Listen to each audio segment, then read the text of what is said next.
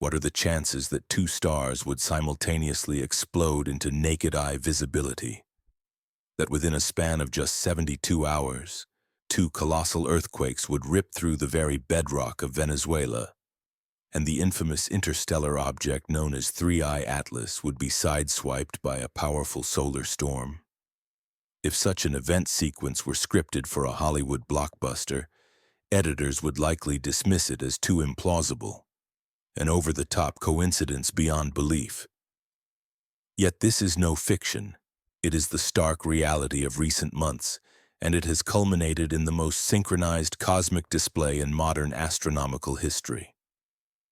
After witnessing these events unfold in rapid succession, even the most rational minds are beginning to question whether what we're observing is mere chance, or something far more profound, perhaps a pattern woven into the fabric of our universe itself. Tonight we will meticulously analyze each piece of this cosmic puzzle, dissecting the science behind stellar outbursts and planetary disturbances, and venturing into the uncomfortable territory where coincidence begins to blur into pattern recognition. Stay with me until the very end, because what we uncover about September of 2025 might fundamentally challenge everything we previously believed about the workings of the cosmos, about what's truly happening up there among the stars.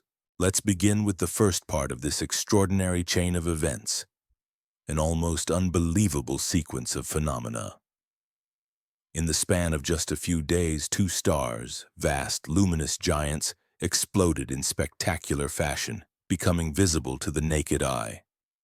Simultaneously, beneath the crust of the earth in Venezuela, two massive earthquakes ruptured the ground near the town of Grande, shaking the region with force and causing widespread concern. Meanwhile, in the depths of space, the interstellar object called 3I Atlas found itself unexpectedly sideswiped by a massive coronal mass ejection, a gigantic cloud of magnetized plasma hurled from the sun at extraordinary speeds. If you're starting to feel as though the universe is trying to send us a message, you're not alone. Such a confluence of events, stars exploding, earthquakes shaking, and a mysterious interstellar visitor being impacted by solar activity, happening in such close temporal proximity seems almost too perfect, too orchestrated. But let's map this collision of cosmic and terrestrial phenomena with rigorous precision. On September 23rd, astronomers around the world detected a nova in the constellation Centaurus, designated V1935 Centauri. This stellar explosion caused the star to brighten to a magnitude of 5.8, making it just bright enough for keen-eyed observers to see without telescopes, shining vividly in the southern sky. Just days later, another stellar outburst was recorded, V7994 Sagittarius, blazing forth in the Archer constellation at a magnitude of 6.2. Two stars, both suddenly prominent in the night sky, their light reaching Earth after traveling thousands of years across the cosmos. Meanwhile, across the globe in the region of Zulia State in Venezuela, the Earth was making seismic headlines. At 2221 UTC on September 24th, a magnitude 6.2 earthquake struck approximately 24 kilometers northeast of Grande. Originating from a shallow depth of only 7.8 kilometers beneath the surface, the quake sent shockwaves rippling through the crust, felt across Venezuela and neighboring Colombia. The ground shook with enough force to rattle buildings and bring communities to a standstill. But nature's fury was far from over. Just a few hours later, at 0351 UTC on September 25th, a second major quake, magnitude 6.3, ruptured the same region, originating from a slightly deeper depth of 14 kilometers. These twin earthquakes, occurring within hours of each other in the same tectonic zone, marked an extraordinary seismic event sequence. To add to the intrigue, satellites tracking space weather observations captured something else, an invisible yet powerful process unfolding overhead. At NOAA's Space Weather Prediction Center, scientists were monitoring the sun's activity, coronal mass ejections, colossal clouds of billions of tons of magnetized plasma, were being hurled from the solar surface at speeds exceeding 1,000,000 miles per hour. Their computer models indicated these solar storms were on a collision course with something unprecedented. The third confirmed interstellar visitor to our solar system, known as 3I Atlas. Here, the timeline begins to approach theatrical levels of synchronization. The detection of the nova explosions, the cluster of seismic activity in Venezuela, and the peak of solar storm activity all clustered tightly within a few days, specifically between September 23rd and 25th. Such an alignment, observed in the vast, seemingly random universe, raises profound questions. Is this mere coincidence, or is there a pattern, a subtle connection that we have yet to understand? The forecast models for coronal mass ejections, or CMEs, revealed that the sun's most intense activity was predicted to occur within a specific window, an overlap that coincided precisely with the period during which the interstellar object 3I Atlas was journeying through the inner solar system. Discovered only 2 months earlier by the Asteroid Terrestrial Impact Last Alert System, or ATLAS, 3I Atlas was actively traversing this region during what may very well be the most tumultuous phase of solar cycle 25. The spatial scale and timing of these events span ranges that stretch human intuition and challenge our understanding of cosmic interconnectedness. The stellar phenomena unfolded across vast regions of the sky, with the nova explosions erupting in the constellations of Centaurus and Sagittarius, celestial formations primarily visible from Earth's southern hemisphere. Remarkably, the light emitted from these distant stellar explosions had traveled thousands of years across the cosmos to reach our planet precisely during this extraordinary week. Meanwhile, the earthquake that shook near Mena Grande in northwest Venezuela occurred in a tectonically intricate zone where the Caribbean and South American plates grind against each other, releasing energy in a region fraught with geological complexity. Simultaneously, the coronal mass ejection propagated outward through the inner heliosphere, an immense volume of space extending beyond Jupiter's orbit, carrying billions of tons of magnetized plasma at incredible speeds. During this dynamic period, 3I Atlas was crossing the ecliptic plane, the imaginary disk that forms the plane of most planetary orbits, threading its way between Mars and the Sun. It's important to emphasize that we are not claiming a causal relationship among these phenomena at this stage. Such a conclusion would be premature and potentially reckless. Instead, what we are doing is meticulously mapping this cluster of seemingly related events, documenting their convergence in both time and space, and preparing to compare mainstream scientific explanations with more speculative hypotheses. Officially, agencies like the United States Geological Survey maintain that there is no demonstrated link between space weather phenomena, such as CMEs, and terrestrial earthquake activity. Solar physicists generally regard coronal mass ejections as routine occurrences associated with an active sun, with no direct causal connection to seismic events. Likewise, stellar astronomers consider novae to be predictable, albeit with some unpredictability, outcomes of binary star evolution, where a white dwarf accretes material from a companion star until thermonuclear runaway occurs, resulting in a sudden brightening. What makes this particular week historically significant in modern astronomy is the exceptional coincidence of these events. The interstellar object 3I Atlas stands as only the third confirmed interstellar visitor ever detected, following in the footsteps of Oumuamua in 2017 and Borisov in 2019. More intriguingly, this is the first time we might observe an interstellar object subjected to intense solar weather during a period of solar maximum, the phase when the sun's magnetic activity and CME frequency are at their peak. There is well-documented precedence for the influence of CMEs on objects within our solar system. For example, in 2010 and 2011, the European Space Agency's stereo satellites captured a CME tearing the ion tail off comet Encke, a dramatic disconnection event that vividly demonstrated the violent interactions space weather can produce. Such phenomena underscore the potential risks and scientific interest in understanding how interstellar objects, which have traveled through different stellar environments, respond to our star's dynamic activity. Beyond academic curiosity, the stakes for the upcoming months are high.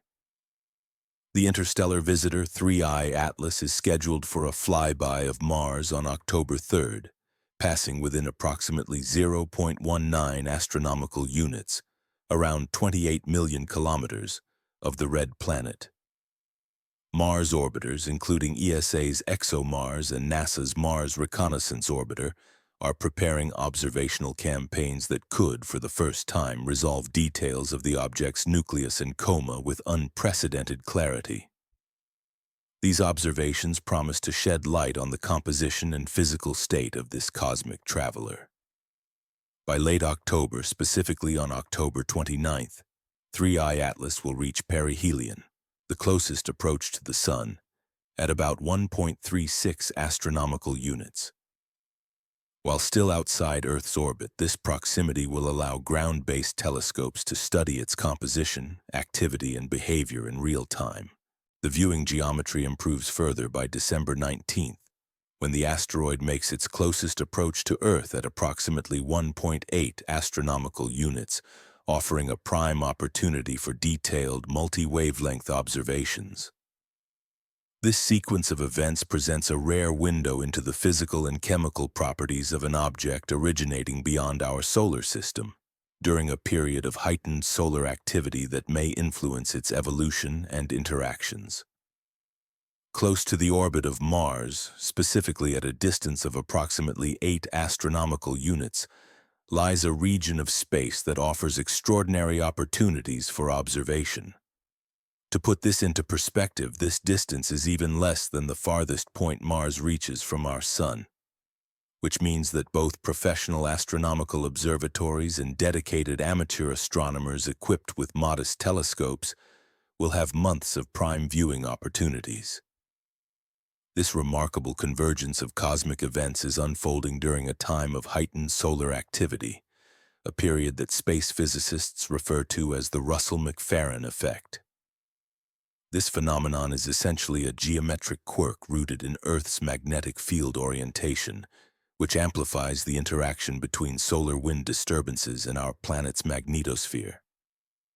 From September through November, traditionally peak months for space weather, the effects are particularly pronounced.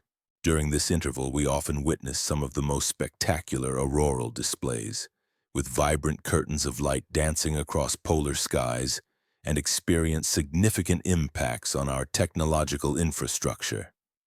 These phenomena, while awe-inspiring, also serve as a reminder of the dynamic relationship between our star and Earth's magnetic environment. Our commitment is to present a balanced narrative, delivering clear, scientifically grounded explanations alongside bold, speculative scenarios, each clearly labeled to distinguish what is observational fact from what remains conjecture. You, the viewer, deserve transparency about the difference. Scientific data and empirical observations form the foundation of our understanding. Wonder and imagination are equally vital to exploring the cosmos.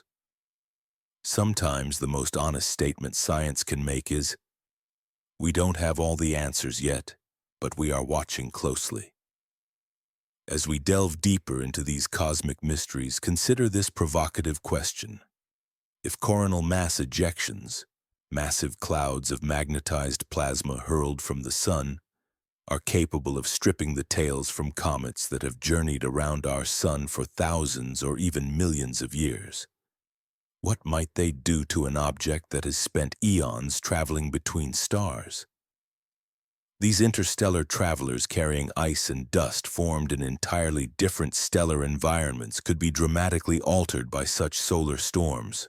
We are on the cusp of uncovering answers to this very question. Next, we turn our attention to the dramatic stellar phenomena that unfolded during this period. The twin novae that suddenly lit up the southern skies just as Earth's crust began to tremble beneath seismic stress. Part 2. The twin novae, sudden explosions in the southern sky. On the early morning hours of September 23, 2025, amateur astronomer John Seach was engaged in his routine task of scanning the southern celestial sphere from his observatory located on Chatsworth Island, New South Wales. With decades of experience observing the night sky, he was hunting for stellar explosions, cataclysmic outbursts that temporarily brighten stars to extraordinary levels. What Seach discovered that morning would soon capture the attention of gamma-ray satellites and X-ray telescopes across the solar system. In a quiet yet profound way, the star in the constellation Centaurus announced itself, not with loud fanfare or dramatic flashes, but through the arrival of high-energy photons. Seach's initial detection revealed a star that had previously been invisible to the unaided eye, sitting at a magnitude of approximately 5.8, bright enough for keen observers in dark locations to notice without binoculars, yet not conspicuous in the broader sky.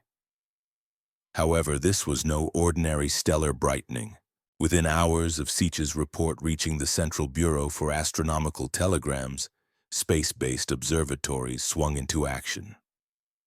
NASA's Fermi Gamma Ray Space Telescope, an instrument designed to detect the most energetic phenomena in the universe, triggered on high-energy photons emanating from the nova's direction. Simultaneously, the Swift Observatory, equipped with specialized X-ray detectors meant to capture gamma-ray bursts, reoriented its instruments toward Centaurus. What these satellites detected went beyond mere visual spectacle. The data revealed signatures of violent physics operating at extreme conditions. Hard X-ray emissions streamed from the nova, indicating the presence of shock waves expanding outward at tremendous speeds. Electrons and protons, charged particles, were accelerated to velocities approaching the speed of light, while magnetic fields twisted into complex knots. Temperatures soared into the millions of degrees, a testament to the intense energy unleashed during these stellar explosions. This sequence of events marked a remarkable moment in modern astrophysics, a rare and compelling glimpse into the processes that govern stellar death throes and the violent interactions that shape our universe. The twin novae, erupting within a span of days, offered an extraordinary natural laboratory for understanding how binary star systems release pent-up energy and how such cataclysms influence their surrounding environments. But V1935 Centauri was far from done creating headlines. Merely days after its initial burst into the spotlight, the cosmos once again demonstrated its penchant for surprise, or perhaps its uncanny tendency for synchronization. The next stellar event of note was the eruption of V7994 Sagittarius, a nova blazing into visibility within the neighboring constellation of Sagittarius, reaching a brightness level of magnitude 6.2 at the moment of discovery. This means it was just barely visible to the naked eye under dark skies, but easily observable with small telescopes or binoculars.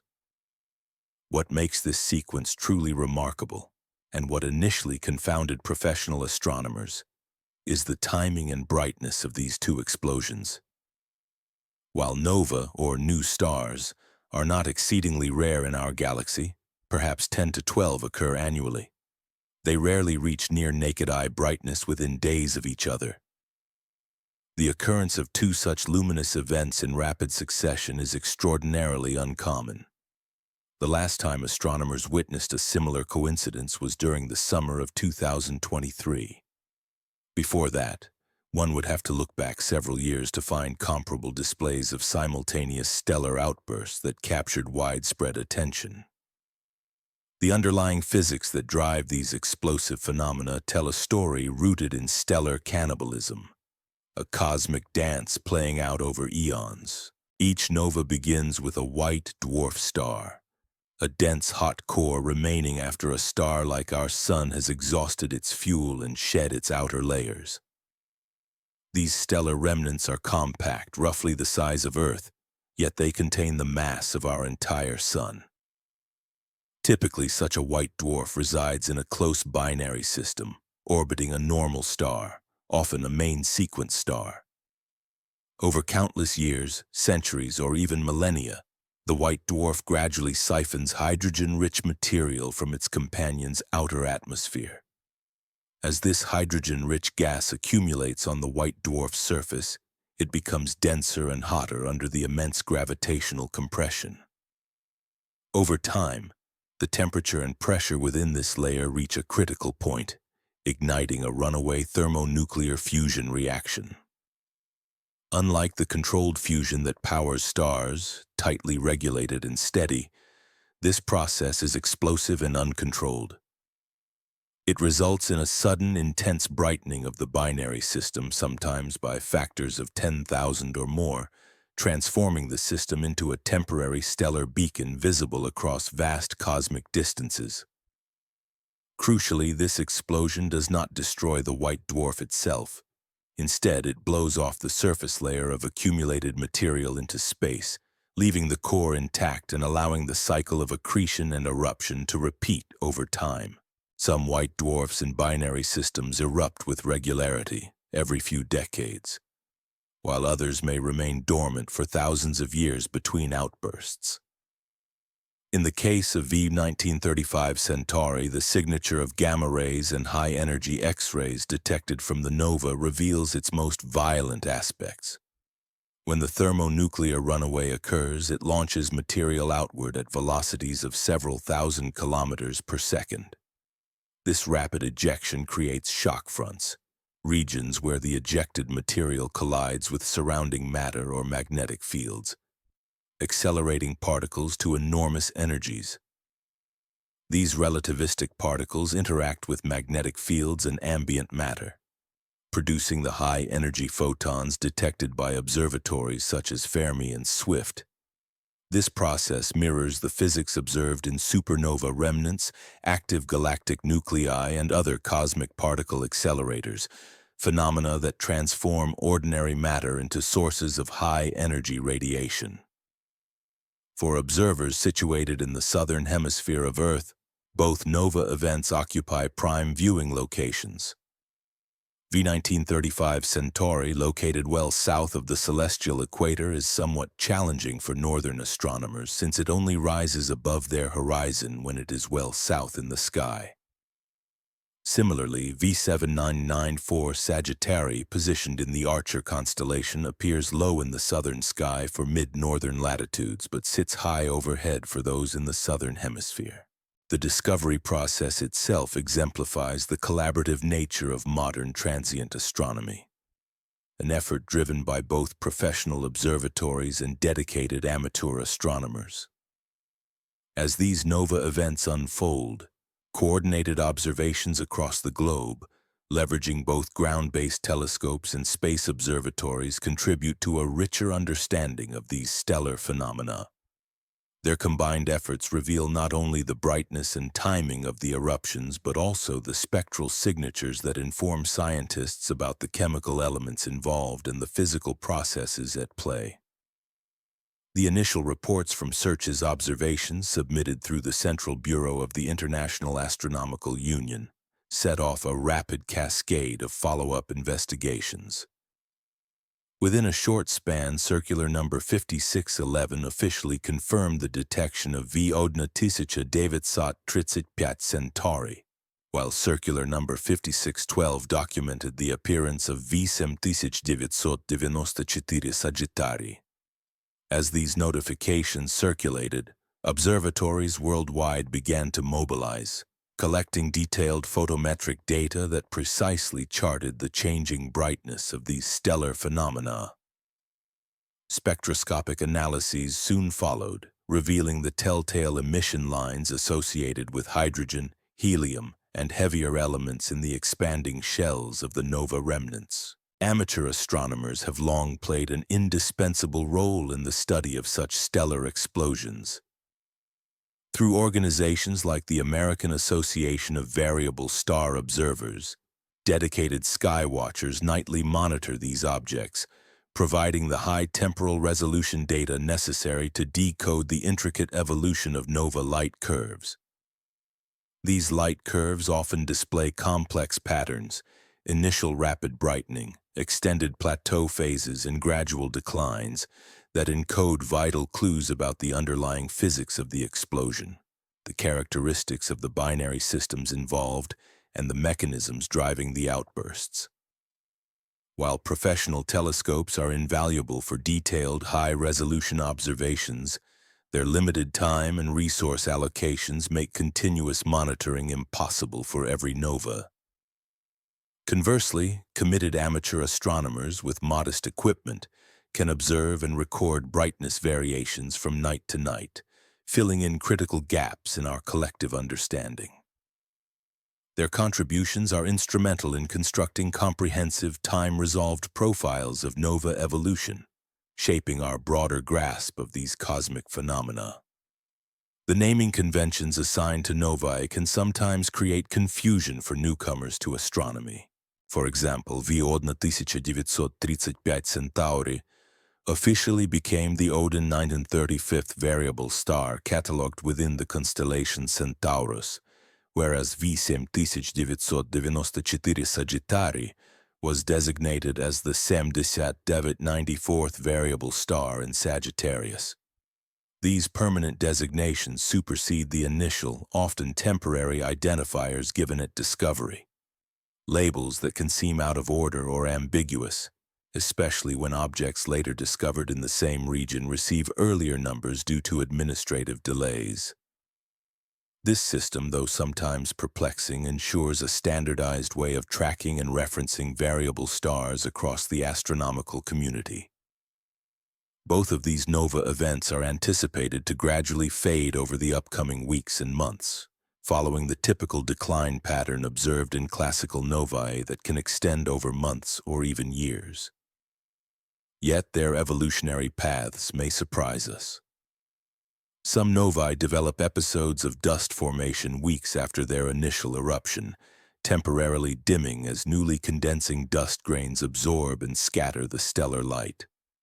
Others exhibit multi-peaked light curves where different physical processes take precedence at various stages, resulting in a complex brightness evolution that defies simple models. A question that space weather enthusiasts often ponder is whether these stellar explosions, coinciding in time with significant geomagnetic activity and other terrestrial phenomena, signify more than mere coincidence. Mainstream astronomy, however, offers a clear perspective. Nova outbursts in neighboring constellations, located thousands of light-years away, pose no direct threat to Earth and have no measurable influence on terrestrial systems. The immense energy released by these explosions, although colossal by human standards, disperses across the vast expanse of interstellar space, arriving at Earth as a gentle, beautiful increase in photons. It is harmless, unobtrusive, and purely observational. Yet the timing of these events feels strikingly synchronized. The occurrence of twin stellar explosions during the same week as twin earthquakes, with an interstellar visitor threading through active solar weather, prompts reflection. Perhaps the most candid response is to acknowledge both the solid foundation of scientific understanding and the compelling sense of synchronicity. While the physics, stellar evolution, nuclear processes, and cosmic distances are well understood, the universe's tendency to arrange events in ways that stretch our notions of coincidence towards poetry invites a sense of wonder. Recognizing the limits of current knowledge, we can appreciate the remarkable timing and apparent patterns without necessarily implying direct causation, embracing instead the poetry of cosmic coincidence woven into the fabric of the universe. Meanwhile, 7,000 miles away from any observatory equipped to capture the spectacular fireworks of distant stars, the very ground beneath Venezuela was about to reveal that explosions in seismic fury are not confined to the remote reaches of space. This is the story of the Venezuelan earthquakes, part 3 in our sequence of cosmic and terrestrial phenomena colliding in remarkable synchrony. At precisely 22 hours, 21 minutes, and 55 seconds Coordinated Universal Time. On September 24th, the Earth's crust beneath the Venezuelan region of Zulia released an immense burst of energy. This release was comparable to the destructive power of several nuclear warheads, a staggering display of natural force. The quake registered a magnitude of 6.2, a significant seismic event by any standard. Its epicenter lay just 24 kilometers east-northeast of the town of Mena Grande, originating from a relatively shallow depth of approximately 7.8 kilometers beneath the surface, close enough to the surface to cause widespread shaking and damage. The seismic waves radiated outward from the rupture at a velocity of roughly 6 kilometers per second, a rapid pace through the rocky subsurface. Within seconds of the initial rupture, these waves reached densely populated zones, causing buildings to sway and windows to rattle in cities across 2 nations.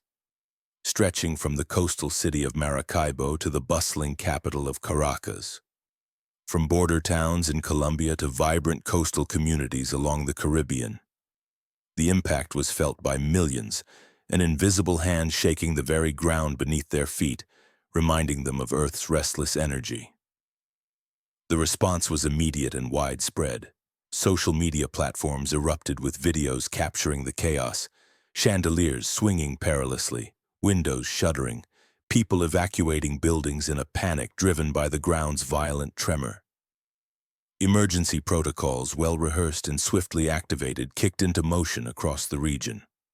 Hospitals, roads, and critical infrastructure were put on alert as authorities worked to assess the damage and ensure public safety. Yet the Earth's fury was far from over. Merely 5.5 hours later, at approximately tri-hours, 50 minutes and 39 seconds UTC on September 25th, an even more substantial seismic event struck the same general locale. This second quake, registering a magnitude of 6.3, originated from a depth of about 14 kilometers. Deeper than the first, but still within the shallow crustal zone capable of producing devastating surface shaking. Its epicenter was located roughly 27 to 28 kilometers east-northeast of Mena Grande, overlapping the zone of the earlier rupture. To understand the significance of these twin shocks, we must delve into the nature of earthquake magnitudes and the energy they release. Earthquake magnitudes are logarithmic measures. A difference of 1 point on the scale corresponds to approximately double the energy release. Therefore, a magnitude of 6.3 releases roughly twice the energy of a magnitude 6.2 event. When considering both ruptures together, their combined energy is equivalent to that of a single earthquake measuring approximately 6.4 to 6.5. A substantial seismic release by global standards. These 2 seismic events occurring within a span of just over 5 hours represented the most significant activity in the region since the earlier magnitude 7.8 earthquake that struck Kamchatka on September 18th. Their timing and intensity elevated Venezuela's seismic record to a global level of prominence for late September 2025. The sequence of aftershocks that followed added further complexity to this seismic drama. Later that same day, a magnitude 5.8 earthquake struck the same region, following the well-understood decay pattern geophysicists describe as Omori's law, where aftershock frequency diminishes over time but continues to pose ongoing risk. While a 5.8 magnitude might seem modest compared to the main shocks, it was nonetheless large enough to cause additional damage, hinder recovery efforts, and sustain elevated anxiety among communities already battered by the initial tremors. The regional tectonic setting provides the underlying explanation for these powerful earthquakes. The Maracaibo Basin, where these events unfolded, lies within a complex and active tectonic zone. Here, the Caribbean plate is grinding against the South American plate, a slow but relentless process that produces a network of fault systems, among them the Bocano fault system and the Uca-Uncan-Santa Marta fault trends. Decades, perhaps even centuries, of stress accumulation along these geological boundaries have been ongoing, as the plates slide past each other, pressing and grinding against one another.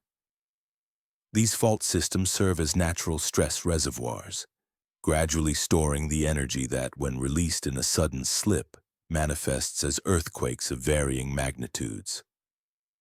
The recent twin shocks are clear evidence of this process in action, a dramatic and destructive release of pent-up tectonic energy, reminding us that Earth's crust remains a dynamic and ever-changing surface. This sequence of seismic activity underscores the inherent power and complexity of Earth's geological processes. It also raises critical questions about the potential for further activity. Could larger earthquakes follow? How do the depths and locations of these ruptures influence the earthquakes occur when accumulated tectonic stress within the Earth's crust reaches a critical threshold, suddenly releasing energy that causes the ground to slip along fault lines? This process of energy buildup and eventual release can vary significantly in depth, and this variation plays a crucial role in the severity of surface shaking experienced during seismic events. For instance, the difference in depth between the two major earthquakes in this recent sequence, one occurring at approximately 7.8 kilometers beneath the surface and the other at about 14 kilometers, has substantial implications for how strongly the ground trembled above. Shallow earthquakes, those that originate closer to the Earth's surface, generally produce more intense shaking because seismic waves have less distance to travel before reaching the surface, leaving them with less opportunity to dissipate or weaken. As a result, the shallower quake on September 24th was likely a primary factor in the widespread reports of severe shaking across regions in both Venezuela and Colombia. The measurement of earthquake magnitude, an estimate of the energy released, can vary slightly depending on which scientific agency or methodology is used. Different seismological organizations reported slightly different magnitudes for these events, reflecting the inherent complexities and nuances in seismic measurement techniques. For example, the United States Geological Survey, USGS, initially recorded the first earthquake as having a magnitude of approximately 6.2. In contrast, the European Mediterranean Seismological Center, along with other international seismic monitoring networks, reported measurements ranging from about 6.1 to 6.3. These discrepancies are not unusual and stem from several factors: variations in the methods used to calculate magnitude, the ongoing incorporation of data from additional seismic stations, and the distinctions between different types of magnitude scales, such as moment magnitude, surface wave magnitude, and body wave magnitude. Each of these methods emphasizes different seismic wave components and can yield slightly different results. Beyond the seismological data, the human impact of these earthquakes extended far beyond mere statistics. Thousands of residents were affected, with evacuation orders issued especially for those living in multi-story buildings, which experienced prolonged and vigorous swaying during the tremors. Emergency response teams rapidly mobilized across the affected regions, conducting damage assessments, securing critical infrastructure, and ensuring that hospitals, bridges, and power plants remained operational. While initial reports indicated that the structural damage appeared relatively limited given the magnitude of the quakes, detailed inspections and ongoing evaluations continued for days afterward. These assessments aim to identify not only visible damage but also any potential long-term weakening of structures that could pose future risks. Historically, this region has been a seismic hotspot, characterized by frequent and sometimes powerful earthquakes. The complex tectonic interactions around Lake Maracaibo and along the larger Caribbean-South American plate boundary create a dynamic environment where seismic activity regularly occurs. While minor tremors happen often, significant earthquakes of this size do not follow a predictable pattern, occurring irregularly over time. The geological record indicates that major rupture events in this area can sometimes initiate a chain reaction, triggering additional seismic activity on neighboring fault segments. This phenomenon, known as stress transfer, occurs when one earthquake redistributes the stress in the surrounding crust, potentially pushing adjacent faults closer to their own failure points. The timing of these subsequent events naturally raises questions among both scientists and the public. Could these initial earthquakes be a precursor to larger, more destructive quakes? The answer, rooted in current scientific understanding, is nuanced. Seismologists recognize that aftershock sequences, smaller tremors occurring in the aftermath of a main shock, are a normal and expected part of the seismic process. Typically, the largest aftershock occurs within days to weeks following the initial quake, gradually decreasing in intensity over time. However, the possibility that an even larger earthquake might follow remains uncertain.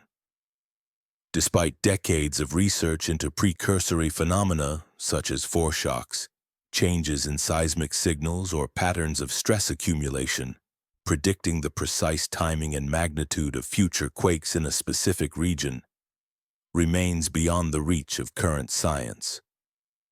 The complex, nonlinear nature of fault systems combined with the limitations of our observational tools means that reliable short-term earthquake prediction continues to be an elusive goal.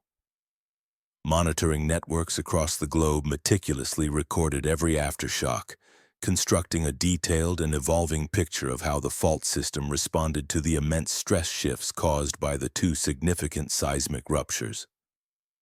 The comprehensive analysis provided by the International Centroid Moment Tensor Database began delving into the intricacies of fault mechanics, meticulously dissecting the orientations of fault planes, the directions in which slip occurred, and the specific rupture mechanisms underlying both earthquakes. This wealth of data offers seismologists crucial insights into precisely which segments of the fault system were mobilized and how the broader regional stress field adjusted in response to these geological disturbances. For the residents of Zulia State and neighboring regions, these twin earthquakes served as a stark, unambiguous reminder of the underlying geological realities shaping their landscape.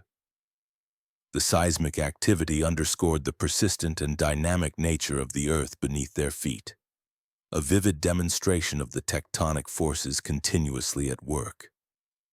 Such events act as a rigorous test for the region's building codes, emergency preparedness protocols, and community response systems, all of which are designed to mitigate damage and protect lives. The relatively moderate extent of damage reported given the magnitudes of these earthquakes likely reflects a combination of fortunate timing. These tremors occurred during hours when many people were at home rather than in potentially more vulnerable workplaces, and the ongoing improvements in construction standards and emergency response strategies that have strengthened resilience over recent years. Yet beyond the immediate physical impacts, a broader question has arisen from these seismic episodes, one that extends into the realm of cosmic and environmental influences. Why did these events happen when they did, during the same remarkably active week? Seismologists emphasize that according to current scientific understanding, there is no established physical mechanism linking solar activity, space weather phenomena, or astronomical events to the triggering of earthquakes. The United States Geological Survey's official stance underscores this point, asserting that the correlations often suggested between space weather and seismic activity remain unproven, despite periodic claims circulating in scientific literature and popular media suggesting otherwise. Nevertheless, the human mind naturally seeks patterns, especially when confronted with clusters of dramatic events occurring in close temporal proximity. the simultaneous occurrence of twin nova explosions, twin earthquakes, heightened solar activity, and the passage of an interstellar visitor through the inner solar system creates a convergence that feels profoundly significant, even if its underlying mechanisms remain elusive or unconfirmed. In the face of such a coincidence, the most scientifically honest approach is to meticulously document the timeline of events, strive to understand each phenomenon on its own terms, and keep an open mind about the possibility of connections, while resisting the temptation to prematurely infer causation from mere correlation. As the aftershocks continued to ripple through Venezuela's consciousness, the sun was also gearing up to demonstrate that Earth's immediate cosmic neighborhood is as dynamically alive as its solid ground. Moving into the fourth part of this narrative, we see the sun's fiery symphony unfolding from just 93 million miles above the trembling terrain of Venezuela. During these very days, when stellar explosions illuminated the southern skies and earthquakes tore through the South American bedrock, the sun unleashed its own dramatic outburst: coronal mass ejections. These colossal clouds of magnetized plasma, each weighing billions of tons, burst forth from the solar corona, embarking on their journey across space. And remarkably, during this period they would intersect with something unprecedented in human experience: an interstellar visitor, the first known object from outside our solar system to traverse these celestial corridors during such heightened solar activity. Coronal mass ejections stand among the most powerful phenomena within our entire solar system, originating deep within the sun's corona, where magnetic field lines twist, tangle, and eventually snap, like overstressed rubber bands, releasing vast amounts of energy in the process. When magnetic reconnection takes place within the sun's atmosphere, it unleashes an immense burst of energy, comparable to billions of hydrogen bombs detonating simultaneously. This explosive release accelerates charged particles or plasma to astonishing speeds ranging from 250 to 3,000 kilometers per second.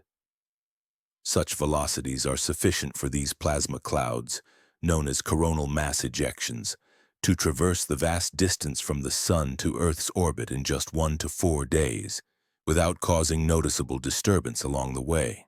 To monitor and predict these solar storms, NASA's Space Weather Prediction Center employs the highly advanced WSA-Enlil model, a sophisticated computational simulation designed to chart the journey of coronal mass ejections through the entire heliosphere, the immense bubble of solar influence extending beyond Pluto. This model incorporates critical parameters such as the speed of the solar wind, its density, and the orientation of the magnetic fields embedded within it, enabling scientists to forecast precisely when and where these plasma clouds are likely to intersect with spacecraft, planetary bodies, and other objects in their path. During the late days of September in the year 2025, the Enlil forecast indicated heightened activity, with multiple coronal mass ejections threading through the inner solar system during a remarkably active period of solar cycle 25.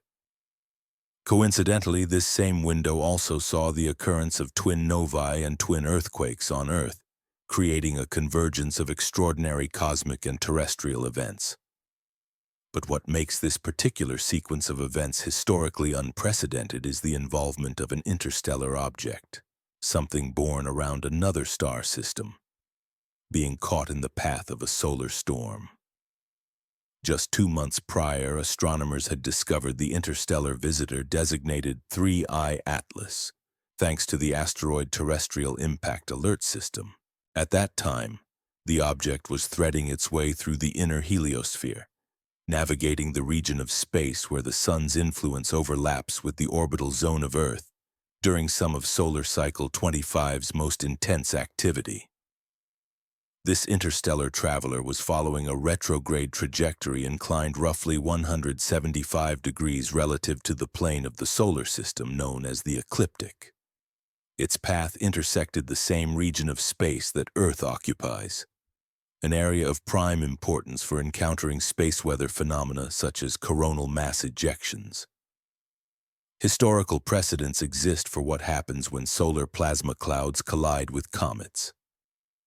These interactions are not mere speculation but are well-documented physical phenomena, captured vividly by spacecraft cameras and analyzed extensively in peer-reviewed scientific literature. For instance, in 2007, the European Space Agency's stereo satellites recorded a dramatic event in which a coronal mass ejection completely severed the ion tail of comet NK, an event known as a disconnection phenomenon. This process, which lasted several hours, demonstrated the violent reality of magnetic reconnection, the process by which magnetic field lines break and reconnect, releasing vast amounts of energy and reorganizing magnetic structures. Comet tails, formed through two distinct mechanisms, respond differently to solar influence. Dust tails, composed of microscopic particles pushed gently away from the sun by radiation pressure, the continuous force exerted by sunlight, form graceful curved streams extending behind the comet. In contrast, ion tails, made up of charged gas molecules, align straight along the magnetic field lines embedded in the solar wind, stretching directly away from the sun. When a coronal mass ejection disrupts these magnetic field lines, the ion tail can disconnect entirely from the comet's nucleus, drifting away and eventually dissolving into space. Meanwhile, new tails may form from fresh material ejected by the comet, continuing the dynamic cycle of tail formation and dissipation. The claim that 3I Atlas was struck or sideswiped by a coronal mass ejection rests primarily on model-based trajectory analysis rather than on direct observational evidence. The Enlil forecast had suggested that the paths of multiple solar storms would intersect with the position of this interstellar object during late September. However, it is important to acknowledge the inherent uncertainties involved. Space weather models are highly effective at predicting general trends but remain imperfect when it comes to pinpointing exact interactions at fine detail levels. Thus, this scenario remains a forecast rather than a confirmed peer-reviewed detection.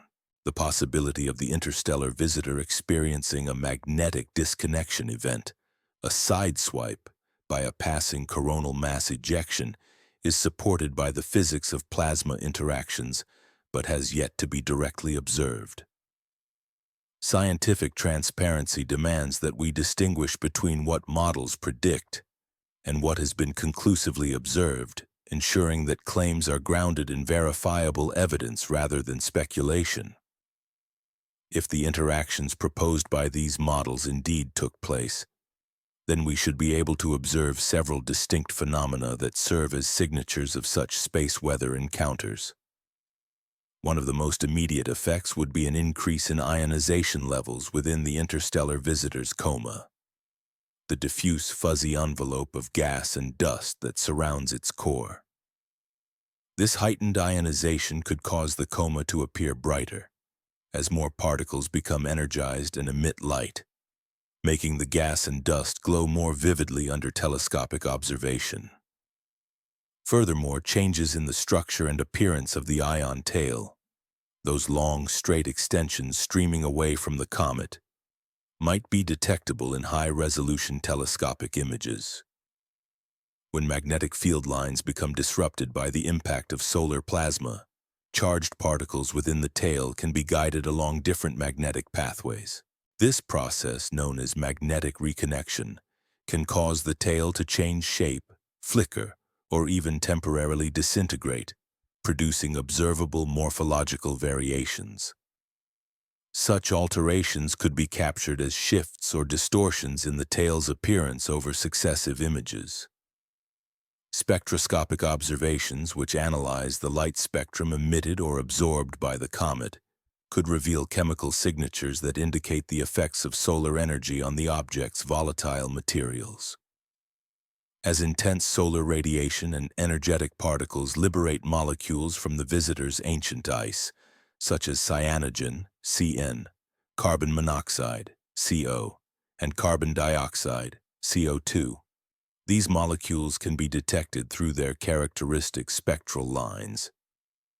Monitoring these signatures over time would provide insights into how solar activity influences the release of different compounds, shedding light on both the composition of the object and the physical processes occurring during space-weather interactions. Thanks to a coordinated network of amateur astronomers worldwide, many of these subtle changes are within reach of dedicated observers. These enthusiasts, connected through online forums and organized observation groups, regularly monitor intriguing objects in the sky. Their nightly imaging efforts, when compared across days and weeks, can reveal delicate variations in brightness, tail morphology, and coma structure, changes that might escape the notice of large professional observatories preoccupied with other targets or with less frequent sampling. The physics underlying these interactions between coronal mass ejections, CMEs, and cometary material involve a process called magnetic reconnection, an energetic phenomenon also responsible for solar flares and geomagnetic storms. When a CME, a massive cloud of magnetized plasma, encounters a comet's ionosphere, the complex magnetic field lines can connect, disconnect, and then reconnect in a dynamic dance. This process releases immense amounts of energy, which accelerates charged particles and produces a variety of observable effects, from brightening to tail disconnection events. This phenomenon exemplifies elegant plasma physics. The magnetic field topology, the arrangement and connectivity of magnetic lines, changes in real time, converting stored magnetic energy into kinetic energy carried by charged particles. It's a dynamic natural laboratory for understanding magnetic reconnection, a fundamental process in space plasma physics. The interstellar object known as 3I Atlas is more than just another target in this context. It holds particular significance as the third confirmed interstellar visitor following Oumuamua in 2017 and Borisov in 2019.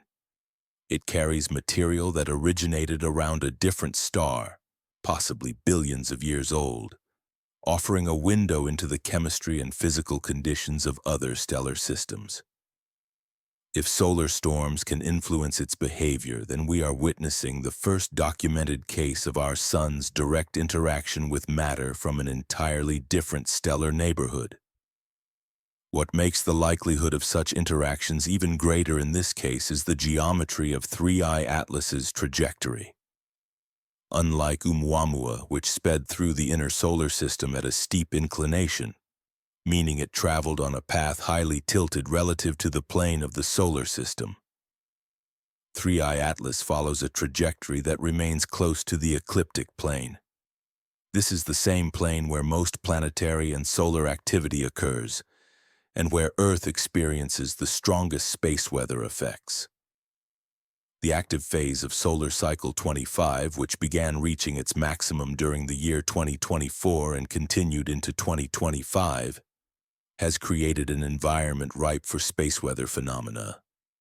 During solar maximum sunspots, dark, magnetically intense regions on the sun's surface are more numerous. These regions are often the birthplace of solar flares and coronal mass ejections, which are ejected billions of tons of plasma and magnetic fields into space at speeds reaching thousands of kilometers per second. This heightened solar activity during the peak phase of the cycle means that 3I Atlas is experiencing our star at its most volatile and dynamic state, conditions that previous interstellar visitors, traveling at high inclinations and during quieter solar periods, did not encounter. The cycle's timing amplifies the chances that the comet's interaction with solar plasma and magnetic fields will be observable. To verify these CME comet interactions scientifically, researchers must perform meticulous analysis over relatively short time scales, hours to days, tracking changes in brightness, spectral signatures, and morphological features. Careful, repeated observations are crucial. A sudden brightening, a shift in spectral lines, or a throughout late September, A concerted effort unfolded within the global astronomical community. Both professional observatories and dedicated amateur astronomers kept vigilant watch over the interstellar object known as 3I Atlas. Although initial data from these coordinated efforts remain tentative, with ongoing analysis still refining the picture, the significance of what could be uncovered extends far beyond this singular event. If researchers can succeed in mapping how our sun's activity influences interstellar matter, the insights gained would illuminate analogous processes occurring throughout the galaxy. It is reasonable to hypothesize that other star systems also produce their own coronal mass ejections, immense bursts of magnetized plasma that might interact with passing interstellar visitors, potentially leaving detectable signatures. Indeed, 3I Atlas itself might bear traces of interactions with ancient stellar systems it encountered during its millions-year voyage through the cosmic expanse.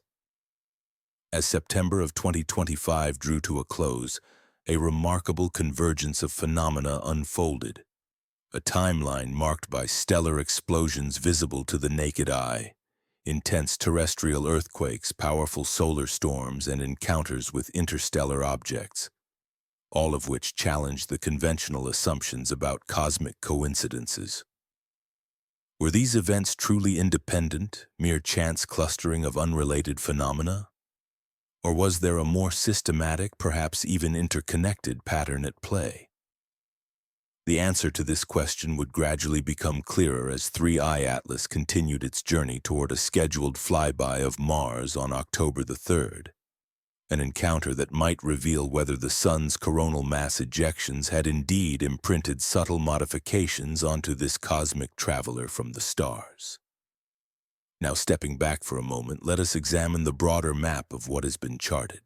We see twin stellar explosions, dazzling enough to be observed with the naked eye, occurring in close temporal proximity. We observe two separate earthquakes, each with a magnitude of 6, rupturing the Earth's crust within mere hours of each other. We track the threading of coronal mass ejections through the inner solar system as they traverse the space between our star and its planets. And during this same period, a bona fide interstellar visitor, 3I Atlas, was crossing our neighborhood, all happening amidst the heightened activity during solar maximum conditions. This rapid succession of events, so vast in scale yet compressed into a single fleeting week at the end of September 2025, exemplifies the extraordinary complexity of our universe. It is precisely at this intersection, where honest scientific inquiry meets the innate human tendency for pattern recognition, that discomfort often arises. Our brains have evolved to detect meaningful connections amid chaos, be it the rustle in the bushes signaling a predator, the formation of clouds foretelling rain, or subtle shifts in social behavior hinting at threats or opportunities. This cognitive architecture is undeniably advantageous in many contexts. However, it can also lead us astray, convincing us that coincidental clustering of unrelated phenomena harbors deeper significance. The scientific community offers clear guidance on these matters. The United States Geological Survey explicitly states that there is no demonstrated connection between space weather phenomena, such as solar flares or coronal mass ejections, and earthquake occurrence. Decades of rigorous correlation studies have yet to establish any reliable predictive relationship linking solar activity to seismic events. Seismologists strongly emphasize that predicting earthquakes remains beyond the reach of current scientific methods, whether through terrestrial precursors, atmospheric signals, or extraterrestrial influences. Similarly, astronomers understand that nova eruptions, the explosive thermonuclear outbursts of white dwarf stars, are predictable consequences rooted firmly in stellar physics. These events occur when a white dwarf in a binary system accumulates sufficient material from its companion star until conditions ignite a runaway fusion process, leading to a dramatic increase in brightness. The timing of such nova explosions follows the well-understood laws of stellar evolution rather than any influence exerted by terrestrial or solar system phenomena. In essence, these celestial fireworks are natural outcomes of binary star dynamics, unfolding according to the laws of physics that govern star systems across the galaxy. While the recent clustering of these events during a period of intense solar activity may seem to suggest a hidden connection, the prevailing scientific consensus remains firm. The timing of nova eruptions is dictated by stellar processes, not by the actions of our Sun or Earth's geophysical activity. 1935 Centauri and V7994 Sagittarius exemplify phenomena that, while visually captivating, are fundamentally part of the routine cosmic ballet unfolding across our galaxy. These stellar events, novae, are not rare anomalies but rather manifestations of well-understood astrophysical processes that occur regularly in the universe. Stellar physicists examine coronal mass ejections, or CMEs, as natural outcomes of the magnetic field evolution in the Sun's corona. These explosive releases of magnetized plasma happen more frequently during the peak of the solar cycle, what scientists call the solar maximum, making late 2025 a statistically probable period for multiple such events to occur simultaneously or in quick succession. The interaction between these solar storms and cometary materials has been extensively documented through scientific observation and analysis, revealing plasma physics phenomena that are well within the realm of established knowledge. Rather than exotic or mysterious, these interactions exemplify plasma dynamics, how charged particles and magnetic fields dance together in space, following natural laws that scientists have studied and confirmed over decades. Yet acknowledging the robustness of mainstream scientific understanding does not diminish the remarkable nature of this clustering of events in time. Sometimes the universe seems to orchestrate its processes in ways that stretch the bounds of mere coincidence, nudging us toward a sense of synchronicity. Moments where disparate phenomena align in a way that feels almost scripted, even if their underlying mechanisms are fundamentally mundane. This leads us to a profound question. How do we balance our capacity for rigorous skepticism with a healthy sense of wonder?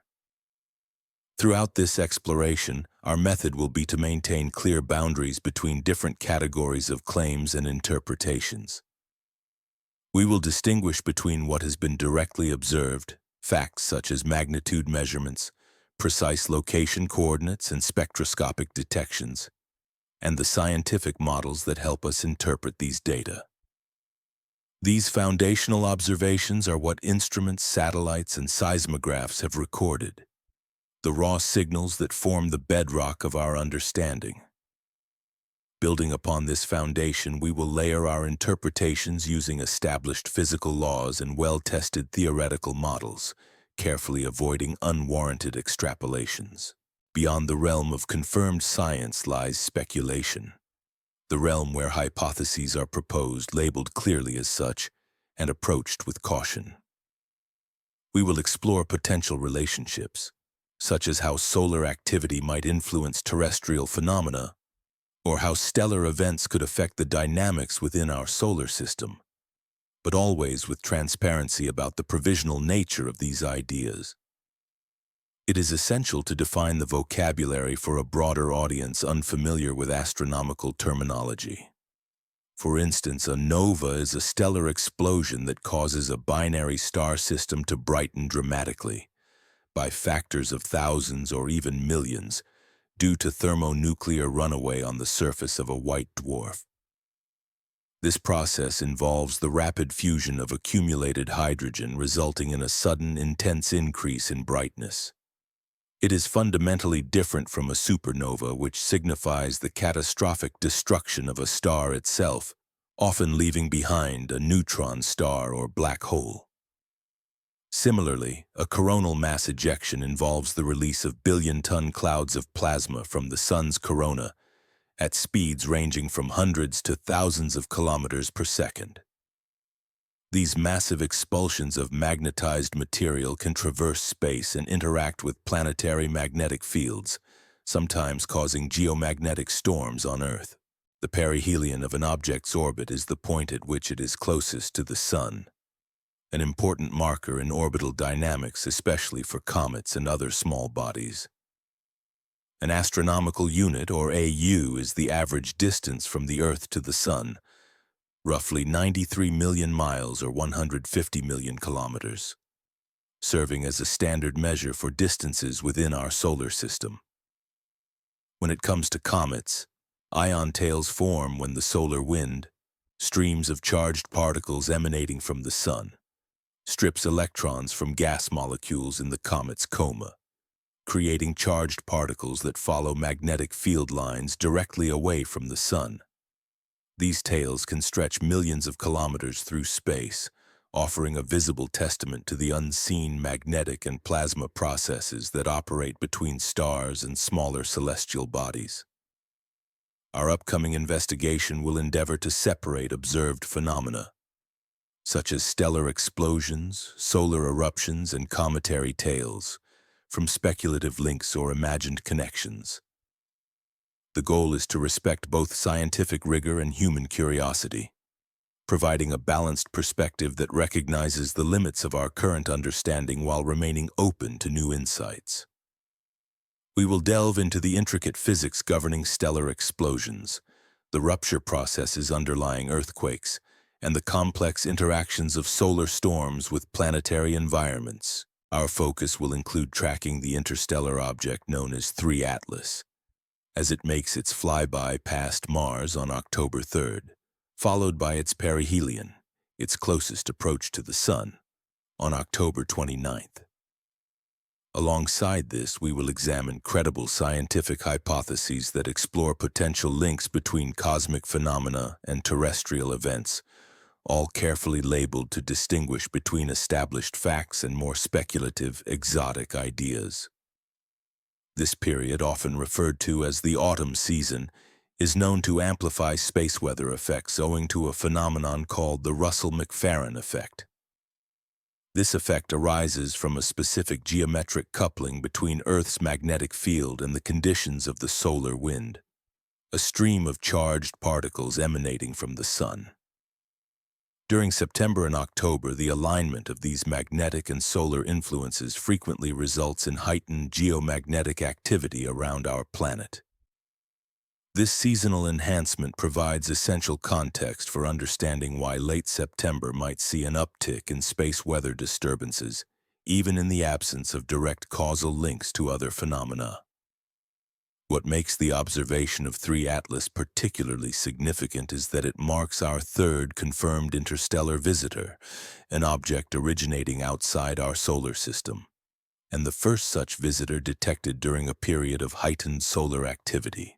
Its trajectory, passing close to the ecliptic plane, the imaginary flat slice of space where most planetary and small body activity occurs, greatly increases the likelihood of multiple observational opportunities from various space missions and ground-based telescopes.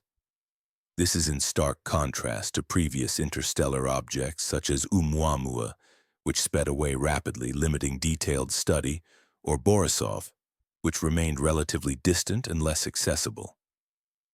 The extended observational window offered by 3 Atlas spans several months, providing a rare chance to gather comprehensive data. The implications for October and November go well beyond mere academic curiosity. Several Mars orbiter missions, such as the European Space Agency's ExoMars Trace Gas Orbiter and NASA's Mars Reconnaissance Orbiter, have scheduled observations during the October 3rd flyby, potentially capturing unprecedented high-resolution imagery of the interstellar object's nucleus and its surrounding coma. Meanwhile, worldwide ground-based observatories continue monitoring changes in brightness, spectroscopic signatures, and morphological features of 3 Atlas. These observations could reveal how solar weather influences the behavior and composition of interstellar material as it journeys through our solar system. In addition, seismic activity in Venezuela provides a terrestrial parallel. Aftershock sequences in the region typically persist for weeks or even months following a major earthquake. Although seismologists cannot predict precisely when larger quakes might occur, they maintain continuous surveillance of regional seismic activity and stress distributions within fault systems. The complex tectonic interactions along the Caribbean and South American plate boundary, zones where stress has accumulated over decades, ensure that seismic activity will continue, even though the precise timing remains fundamentally unpredictable. Our approach is rooted in honesty and scientific integrity. We will prioritize mainstream explanations that are grounded in well-established physics and supported by extensive observational data. At the same time, speculative hypotheses will be presented with clear distinctions to prevent confusion. Recognizing that the human tendency to find patterns and assign meaning to coincidences is a natural and respectful impulse, even when current scientific evidence does not support direct causal relationships. Perhaps the most striking aspect of this remarkable convergence of phenomena is its timing, an alignment that invites both awe and inquiry. This confluence, occurring over a relatively short span of time, underscores the importance of exploring multiple perspectives while maintaining rigorous scientific standards. We are living in an unprecedented era, the first in human history equipped with the ability to detect interstellar visitors, monitor seismic activity across the globe in real time, observe stellar explosions spanning the entire electromagnetic spectrum, and track space weather phenomena throughout the vast expanse of our solar system. In previous epochs, our ancestors might have seen a bright nova blaze in the night sky or felt the tremors of an earthquake beneath their feet, yet they lacked the means to connect these seemingly isolated events to the influence of solar storms or objects originating from beyond our star system. The technological advancements we now possess allow us to differentiate between observation and conjecture, between what is scientifically established and what remains within the realm of possibility or mere speculation. We can distinguish what is proven from what is conceivable, what is likely from what is only imagined, a crucial step in understanding the universe's true nature. So how is it possible for stars to explode without completely destroying themselves? The answer unfolds through physics operating on scales so vast and counterintuitive that they often defy our human intuition. To explore this, let us delve into the anatomy of a stellar explosion, particularly focusing on the intriguing phenomena surrounding white dwarf stars. Dense remnants of stars like our Sun. Imagine a white dwarf, a celestial sphere roughly the size of Earth, yet containing the mass of our entire Sun. Its surface gravity is so intense that matter is compressed to densities approaching 1 million times that of water, a state of matter utterly alien to terrestrial experience. The surface temperature of such an object hovers around 50,000 degrees Fahrenheit, making it a glowing, compact corpse of stellar evolution. This remnant represents what remains after a sun-like star exhausts its nuclear fuel, sheds its outer layers, and collapses into a dense sphere of degenerate matter, a state in which atoms are packed so tightly that the usual rules of matter on Earth break down, creating conditions impossible under normal terrestrial circumstances. Now picture this white dwarf locked in a gravitational dance with a normal star, perhaps a red giant whose outer atmosphere has swelled to enormous proportions as it ages. Over time, the gravitational pull of the white dwarf gradually strips hydrogen-rich material from its companion's extended outer layers. Streams of gas spiral inward across the space between the two stars, flowing like water circling a drain, gradually accumulating on the white dwarf's surface. As this stolen material gathers, it becomes denser and hotter under the relentless compression of gravity. In some cases, over decades, centuries, or even millennia, the hydrogen layer thickens, and temperature and pressure steadily increase as more gas is added. Unlike the controlled nuclear fusion that powers normal stars deep within their cores, this process is building toward an explosive upheaval. Eventually, when the temperature at the base of this accumulated shell reaches about 100 million degrees Kelvin, a thermonuclear runaway ignites. The result is an extraordinarily rapid and intense explosion, a nova that occurs within seconds. During this burst, the accumulated hydrogen undergoes uncontrolled fusion, consuming itself in a fiery conflagration that releases an amount of energy equivalent to what our sun produces over thousands of years. This explosive event creates a brilliant nova, such as the recent V1935 Centauri. What makes this phenomenon especially remarkable is its survivability. Unlike a supernova, which destroys the entire star, the white dwarf itself endures. The explosion blows away only the surface layer of accreted material, leaving the core of the white dwarf intact and capable of repeating the process again in the future.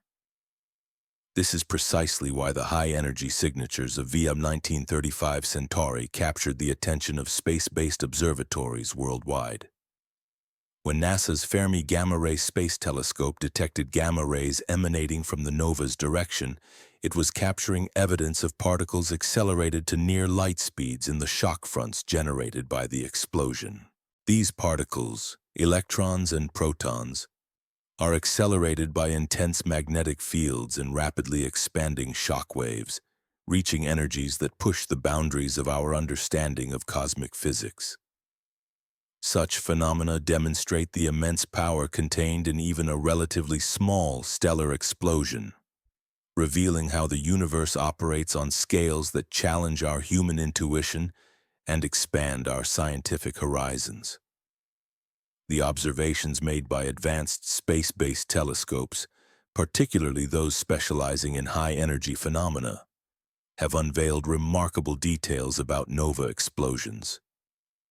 In particular, detections of hard X-rays have shown electrons spiraling along magnetic field lines at extraordinarily high energies. This process generates synchrotron radiation that spans the entire electromagnetic spectrum, from radio waves to gamma rays.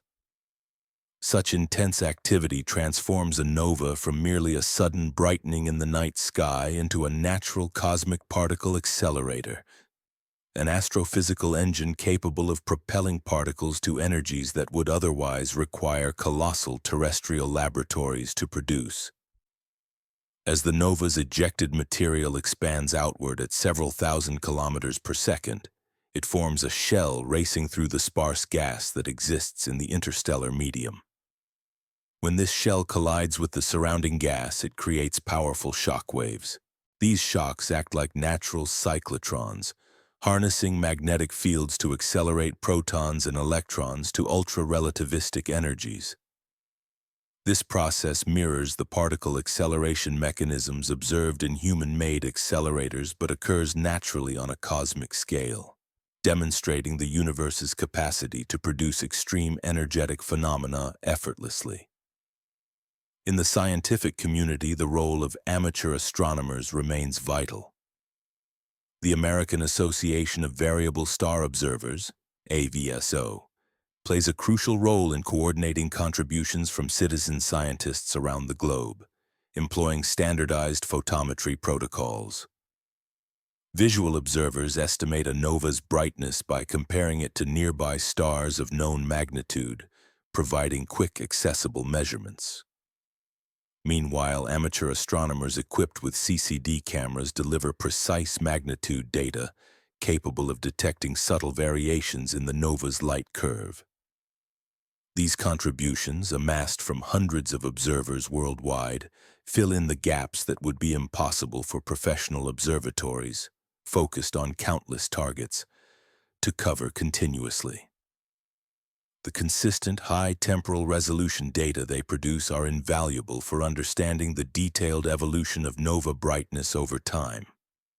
The brightness progression of V1935 Centauri exemplifies the patterns established through decades of nova research. Typically, a nova begins its rise from an almost imperceptible level to naked-eye visibility within days or weeks. The peak brightness can persist for a range of durations, from several days to several months, depending on factors such as the white dwarf's mass, the rate at which it accretes material from its companion star, and the composition of the material expelled during the eruption. The subsequent decline can be a slow process, extending over months or even years, occasionally punctuated by secondary brightness peaks. Such variations are driven by different physical processes dominating the nova's energy output at various stages. Spectroscopic analysis further reveals the chemical makeup of the nova's ejecta. Early spectra typically display broad emission lines of hydrogen, helium, and other heavier elements, moving at high velocities, indicating the rapid expansion of the shell. As time progresses, these lines narrow and shift, reflecting the cooling and deceleration of the ejecta. Eventually, in the low-density environment of the expanding shell, forbidden lines emerge, transitions that only occur under conditions where atoms can remain in excited states for hours or days without collision-induced de-excitation. These spectral signatures serve as fingerprints, allowing astronomers to infer the physical conditions within the nova and trace its evolutionary stages.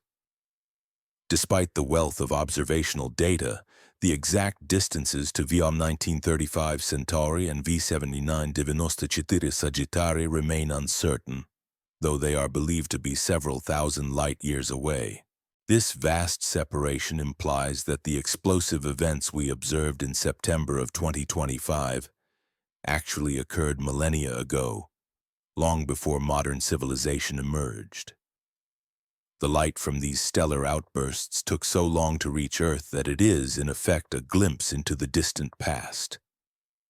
The event's timing, arriving during this particular week, adds a layer of cosmic coincidence, as the light has traveled through interstellar space for more time than recorded human history, only now illuminating our night sky. Amateur astronomers with modest equipment continue to contribute meaningfully to nova science. A digital single-lens reflex (DSLR) camera fitted with a telephoto lens can record the nova during its brightening phase, capturing valuable data on its evolving brightness and structure. Smaller telescopes or even binoculars enable visual estimates by comparing the nova's apparent magnitude to nearby stars of known brightness, providing rapid, accessible measurements that can be shared with the global scientific community. Such grassroots efforts significantly enhance the temporal coverage of nova light curves, complementing data gathered by professional observatories and helping to build a detailed understanding of these explosive phenomena. More discerning astronomers equipped with sophisticated CCD cameras and advanced photometric filters contribute invaluable high-precision data that significantly augment observations made by professional observatories. The system used for assigning names and designations to novae reflects a deep-rooted tradition within astronomy, intertwined with practical administrative procedures. For instance, V1935 Centauri was assigned its official and enduring designation as the Odin 935th variable star catalogued within the constellation of Centaurus. The initial V prefix signifies its classification as a variable star, an object whose brightness fluctuates over time, whether due to intrinsic stellar processes or external factors. This formal permanent naming replaces earlier, provisional identifiers such as discoverer surnames, the specific date of discovery, or catalog numbers from various survey projects that initially detected the object. One of the most captivating aspects of nova evolution is the phenomenon known as dust formation. Several weeks to months after the initial explosive event, some novae undergo a notable dimming phase, during which newly condensed dust grains within the cooling ejected material cause a temporary reduction in brightness. These dust dip events can diminish the nova's apparent luminosity by several magnitudes, as microscopic particles in the ejecta efficiently absorb and scatter the star's emitted light. Over time, the dust either disperses into space or is destroyed by the ongoing radiation from the nova's remnant core, eventually revealing the underlying stellar remnant once more. The energetic scales involved in nova explosions vastly exceed ordinary human experience. Typically, a nova releases an amount of energy roughly equivalent to the total output of our sun over a span of about 10,000 years. Sufficient, in theory, to sustain human civilization for billions of years at current rates of consumption. Despite this, the energy involved in novae remains modest when contrasted with the colossal power of supernovae, which can outshine entire galaxies for extended periods, weeks or even months, emitting more energy than our sun will produce over its entire lifetime. The picture of recurrent novae adds further complexity to this narrative. These systems, often involving a white dwarf accreting material from a companion star, can erupt repeatedly on relatively predictable timescales, sometimes every few decades. Over astronomical timescales, such systems can experience dozens of nova events, gradually accruing enough mass to approach the Chandrasekhar limit. When this threshold is reached, the white dwarf may undergo a catastrophic explosion, culminating in a type Ia supernova.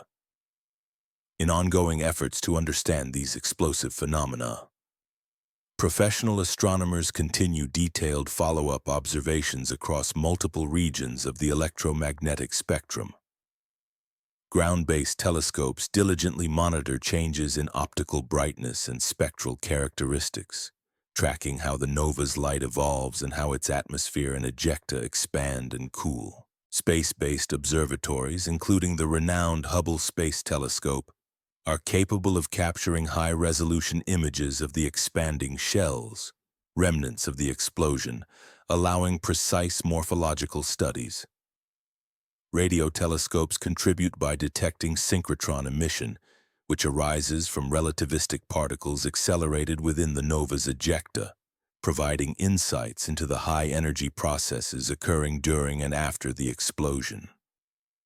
Classifying the two recent novae, V1935 Centauri and V79, 94 Sagittari, as classical novae relies heavily on spectral evidence and their characteristic brightness evolution patterns.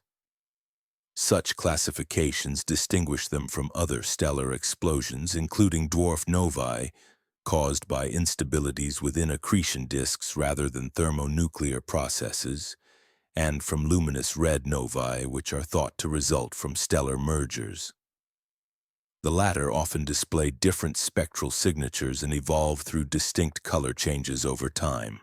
The question remains whether either of these recent novae might represent a more exotic or unusual type of explosive event beyond the standard thermonuclear outburst, an area of active investigation and debate within the astrophysical community. Current scientific observations lend robust support to the classical interpretation of these stellar outbursts as nova events. However, in the realm of astronomy, a healthy dose of skepticism persists regarding initial classifications, reminding us that understanding the cosmos is an ever-evolving process. As astronomers gather additional data across multiple wavelengths, spanning radio, optical X-ray, and gamma-ray spectrums, the intricate physics underlying these explosions may be gradually uncovered, revealing subtle nuances that refine our grasp of their true nature. The detection of high-energy gamma rays emanating from V1935 Centauri in particular places it within a newly recognized class of gamma-ray novae that challenge conventional models of nova physics. These energetic emissions imply that particle acceleration mechanisms are operating with greater efficiency than previously believed possible within nova environments. Such processes may involve complex phenomena like magnetic field reconnection, where magnetic lines snap and reconfigure, shock acceleration, where particles are energized by abrupt changes in plasma conditions or other yet-to-be fully understood mechanisms. These mechanisms serve to bridge the gap between the explosive phenomena of novae and the more energetic cataclysmic events characteristic of supernova remnants. While astronomers continue to monitor these stellar explosions across the electromagnetic spectrum, observing their evolution from gamma rays to radio waves, our planet itself is also demonstrating that Earth's interior is just as dynamic and energetic as the distant stars we study. The ongoing observation and analysis of such cosmic events not only deepen our understanding of stellar physics, but also reflect the profound interconnectedness of cosmic and terrestrial processes. Part 7. Anatomy of a Quake Cluster. Beneath the surface of Lake Maracaibo and within the broader geological landscape of the Venezuelan Zulia state lies one of South America's most tectonically intricate and active regions. This area is characterized by a complex mosaic of fault systems, each a potential site for seismic activity, where tectonic plates grind and slide past each other in a slow but relentless dance. The Caribbean plate, moving northwestward, exerts significant force against the South American plate, which responds with a network of fault lines that have been accumulating stress for decades, even centuries. Among these fault systems are the Bocona Fault, which runs in a northeast-southwest direction through the Venezuelan Andes, the Ocahancon Fault, trending east-west along the Caribbean coast, and the Santa Marta Fault extending into Colombia. These geological boundaries act as stress reservoirs, gradually building tension over time until it surpasses the strength of the rocks that hold them in place, prompting sudden slip events, earthquakes, that release this accumulated energy in a matter of seconds. On September 24th at 22 hours and 21 minutes Coordinated Universal Time, a magnitude 6.2 earthquake struck near Men Grande, originating roughly 7.8 kilometers beneath the Earth's surface. Its relatively shallow depth meant that seismic waves had less distance to travel through the crust, resulting in less opportunity for energy dissipation, and thus greater ground acceleration over a broad region. The rupture itself likely extended several kilometers along the fault plane, with a sudden displacement of meters that released the tectonic stress accumulated over years or even decades. The seismic waves radiated outward from the rupture zone at approximately 6 kilometers per second, propagating through the surrounding rock.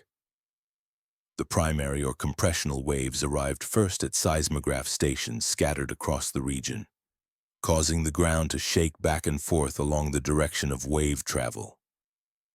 Seconds later, secondary or shear waves followed, producing side-to-side motions that often cause the most damage to buildings and infrastructure. The most destructive waves, surface waves, traveled more slowly but carried significant energy, producing the rolling, prolonged shaking that eyewitnesses often describe as lasting several minutes in affected areas. Just 5.5 hours later, at 23 hours and 51 minutes Coordinated Universal Time on September 25th, a second major rupture occurred, virtually in the same region, this time with a magnitude of 6.3. This event originated from a depth of approximately 14 kilometers deeper than the initial quake, but still within the shallow crustal zone where seismic energy can produce intense surface shaking. The second rupture likely involved a different segment of the fault network, triggered by the stress redistribution caused by the first quake. Understanding the significance of these twin events requires an appreciation of the logarithmic nature of earthquake magnitude scales. A magnitude 6.3 earthquake releases about twice the amount of energy of the earlier magnitude 6.2 event. When combined, these two ruptures released energy equivalent to a single magnitude 6.4 to 6.5 earthquake, a substantial seismic event by global standards. The sequence of these twin quakes and their aftershock activity exemplifies the dynamic and interconnected nature of fault systems in this tectonically active region. Seismological agencies around the world have characterized these events with varying magnitude estimates, reflecting differences in measurement techniques and analysis models. The United States Geological Survey, USGS, for instance, reports the initial quake as magnitude 6.2, while other agencies, such as the European, the subsequent earthquake likely took place along an adjacent fault segment set into motion by the stress redistribution caused by the initial rupture. This phenomenon aligns with the well-understood physics of stress transfer, which often explains why earthquakes tend to occur in clusters. When one fault suddenly slips, it alters the surrounding stress landscape, increasing the likelihood that nearby faults will also rupture. Certain areas experience an increase in stress, making them more prone to failure in the near future, while others undergo a temporary relief, reducing their immediate risk of seismic activity. In this specific instance, the rupture on September 24th appeared to have transferred additional stress onto a neighboring fault segment, which then failed roughly 5.5 hours later. Although the difference between the magnitudes 6.2 and 6.3 might seem minor at first glance, the logarithmic nature of the seismic magnitude scale means that even a small numerical difference corresponds to a substantial change in the amount of energy released. In this case, the second earthquake released approximately twice the energy of the first. When combined, these twin ruptures equated to a seismic event with an energy comparable to a single quake of magnitude approximately 6.4 to 6.5, a notably significant release, placing it among the most powerful seismic events globally in late September of 2025.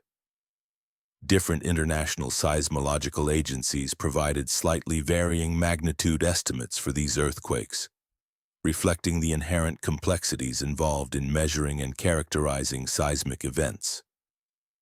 The United States Geological Survey, USGS, for instance, calculates earthquake magnitude based on the moment magnitude scale, which considers the total energy released during the rupture. Conversely, the European Mediterranean Seismological Center, EMSC, might employ alternative scales that derive from measurements of surface wave amplitudes or other seismic wave characteristics. These methodological differences, along with ongoing updates as new data from seismograph networks become available, account for the range of reported magnitudes, typically between 6.1 and 6.3, for the initial event. The sequence of aftershocks followed a pattern well documented by seismologists over many decades. The largest aftershock, registering a magnitude of 5.8 on the scale, struck on September 25th and exemplified the typical behavior of aftershock sequences, smaller than the main shock but still capable of causing additional damage and raising concern among local populations. This decay in aftershock activity over time is described by Omori's law, established in the early 20th century, which indicates that the frequency of aftershocks diminishes roughly inversely with time following a major earthquake. Usually, the most intense aftershocks occur within days of the initial rupture, but smaller tremors can continue for weeks, months, or even years. The human impact of these seismic events extended across both Venezuela and Colombia. The relatively shallow depths of the quakes amplified surface shaking, resulting in evacuations of high-rise buildings in major urban centers. Social media platforms quickly filled with videos capturing the chaos, chandeliers swinging, windows rattling, and residents fleeing buildings in response to activated emergency protocols. Despite the severity suggested by the magnitudes, initial damage reports indicated that structural destruction was limited. Nevertheless, teams of evaluators dedicated days to assessing visible damage, as well as potential long-term weakening of infrastructure and critical facilities. The regional geology provides crucial insights into why this area is prone to such powerful earthquakes. The Marico Basin, formed through intricate interactions between the Caribbean and South American tectonic plates, features a complex network of fault systems that accommodate ongoing tectonic motion. These fault structures have been gradually accumulating stress over years, decades, or even centuries, ultimately releasing that built-up energy through sudden slips. Understanding these geological foundations helps explain the region's seismic behavior, emphasizing the importance of continued monitoring, preparedness, and resilient infrastructure development in this tectonically active zone. Lake Maracaibo is nestled within a geological depression known as a graben, a block of Earth's crust that has been pulled downward between parallel faults. This down-dropped basin remains actively deformed, with ongoing shifts along the fault boundaries that continue to shape its structure over time. The region's significance extends beyond its geological features. It hosts substantial petroleum deposits that have become economically vital. These hydrocarbon-rich layers formed within sedimentary basins created by the same tectonic forces responsible for the region's seismic activity. The process of basin formation involves the stretching and thinning of the crust, allowing organic-rich sediments to accumulate and eventually transform into oil and gas deposits. Determining the precise depths of seismic events in such complex geological settings presents significant challenges. The reported depths of the recent earthquakes, approximately 7.8 kilometers for the first and 14 kilometers for the second, are estimates derived from analyzing seismic waves recorded at multiple monitoring stations. These measurements, while the best available, carry a considerable degree of uncertainty due to the intricate structure of the subsurface. Nonetheless, these depths suggest both earthquakes occurred within the upper crust, a zone dominated by brittle fracture processes. In this region, rocks tend to break rather than flow, contrasting with the deeper parts of the Earth where increasing temperature and pressure favor ductile plastic deformation. The timing of these two seismic events has sparked questions among scientists and observers alike about potential external triggers. Could factors such as solar activity, atmospheric pressure variations, or other environmental influences have played a role in initiating these earthquakes? Such inquiries stem from a long-standing scientific curiosity about whether extraterrestrial or atmospheric phenomena can influence tectonic movements. However, the prevailing consensus, supported by authoritative agencies such as the United States Geological Survey and various international seismological organizations, remains that no reliable evidence links space weather, like solar flares or geomagnetic storms, with earthquake activity. Decades of rigorous statistical analysis have failed to establish consistent predictive relationships between solar phenomena and seismic events. Despite this, some researchers have explored more subtle or indirect potential connections. For instance, variations in atmospheric pressure can exert minuscule amounts of stress on fault systems, far less than the gravitational stresses caused by the moon and sun, which produce earth tides. These tiny fluctuations are detectable with highly sensitive instruments, yet their magnitude is so small that, in general, they are insufficient to trigger earthquakes unless the faults are already perched precariously close to failure. In other words, while external environmental factors can influence fault stress marginally, they do not appear capable of initiating seismic events independently in most circumstances. Seismologists rely heavily on comprehensive fault analyses to understand regional stress distributions and assess seismic hazards. The Global Centroid Moment Tensor (CMT) database provides detailed information about fault orientations, slip directions, and rupture mechanisms, visualized through so-called beach ball diagrams. These diagrams depict which fault planes actually moved during an earthquake and in what directions, offering critical insights into the underlying stress regime. Such data help seismologists identify which fault segments may be more susceptible to future activity, enabling better risk assessments. Currently, the most reliable method for earthquake forecasting is statistical seismology.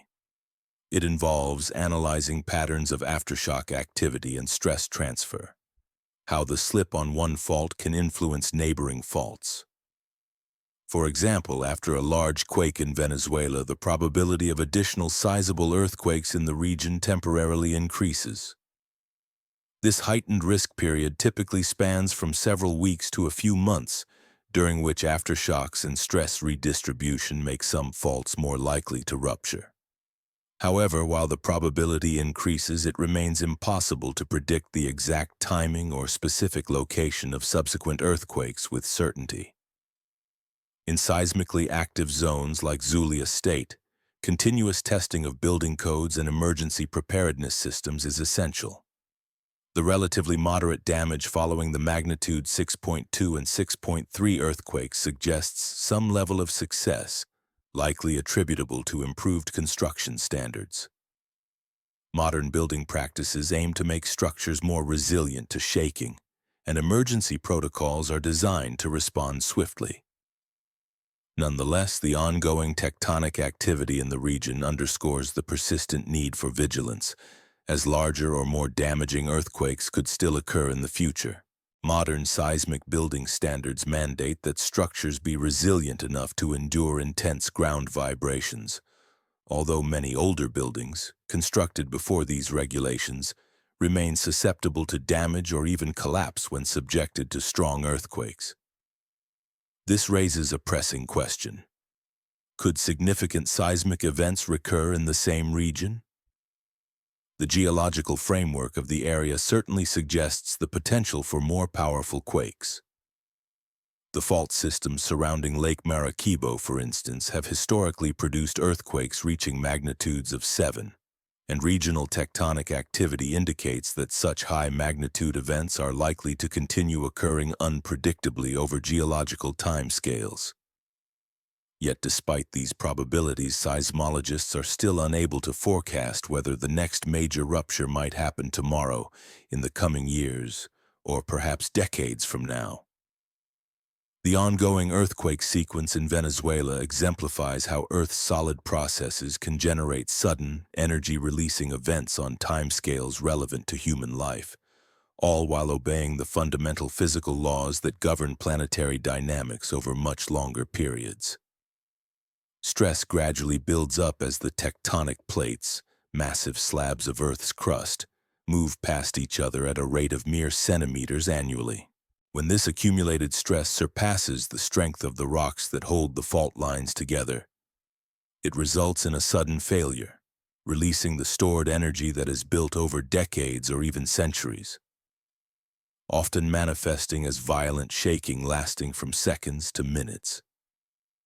As aftershocks continue to ripple through the Caribbean-South American plate boundary, our focus shifts beyond Earth to the space environment, where an entirely different kind of energy release is underway, one that dwarfs terrestrial earthquakes in scale and complexity. This leads us to explore the Sun at its peak activity, during what is known as solar maximum. Solar cycle 25 reached its zenith during the years of 2024 and 2025, transforming our star from a relatively stable, predictable sphere into a tumultuous, energetic giant. During this period, the Sun was capable of hurling enormous clouds of plasma, consisting of billion-ton masses, across the entire solar system. On the 24th and 25th of September in particular, a series of stellar explosions illuminated the southern skies, coinciding with seismic disturbances that shook the Earth in Venezuela and the surrounding bedrock. These events are not isolated. They form part of a broader picture painted by solar activity indices, which depict a star operating at nearly maximum fury. One of the key indicators of solar activity is the 10.7 centimeter radio flux, a measurement taken daily by radio telescopes, which reflects the level of solar energetic phenomena. During late September, this flux hovered around 180 to 190 solar flux units, a sign of heightened activity. Values exceeding 150 typically suggest an active Sun with numerous active regions, while readings above 200 indicate conditions that are particularly intense, capable of unleashing major space weather events that can have profound effects on satellites, communications, and even terrestrial power grids. Sunspots, the dark patches that punctuate the sun's surface, serve as visual markers of the magnetic chaos brewing beneath the star's photosphere. These regions, often larger than Earth itself, are formed when powerful magnetic field lines emerge from the sun's interior and puncture the surface, suppressing the convective motions that normally transport heat outward. The magnetic fields in sunspots can reach strengths exceeding 3,000 Gauss, over 6,000 times stronger than Earth's magnetic field at the surface, making them sites of immense magnetic tension and energy. The more sunspots that appear, the greater the opportunities for the sun's magnetic field lines to become tangled, twisted, and eventually snap, releasing colossal amounts of energy in the form of solar flares and coronal mass ejections. These explosive events propel massive plumes of charged particles into space, capable of impacting planets, spacecraft, and even the Earth's magnetic environment. Yet while the number of sunspots provides an initial hint about the level of solar activity, it does not fully capture the intricacies of the sun's magnetic behavior during solar maximum. During this peak phase, the sun's magnetic field is far from the simple, orderly dipole that characterizes solar minimum. Instead, it resembles a complex, knotted tangle, an intricate, twisted mess of magnetic field lines that have become entangled through the dynamic, turbulent motions within the sun's interior. This tangled magnetic configuration is a fertile ground for explosive releases of energy, which can manifest as intense solar flares and coronal mass ejections, phenomena that have significant implications for space weather and, by extension, for our technological infrastructure on Earth. Active regions on the sun, which are composed of clusters of sunspots interconnected by loops of magnetic field, can endure for extended periods ranging from several weeks to many months. As these regions rotate across the solar disk, they sometimes produce spectacular eruptions visible to spacecraft orbiting throughout the inner solar system. Among these phenomena, coronal mass ejections, or CMEs, stand out as the most dramatic and energetic manifestations of the sun's activity during its peak phases, often referred to as solar maximum.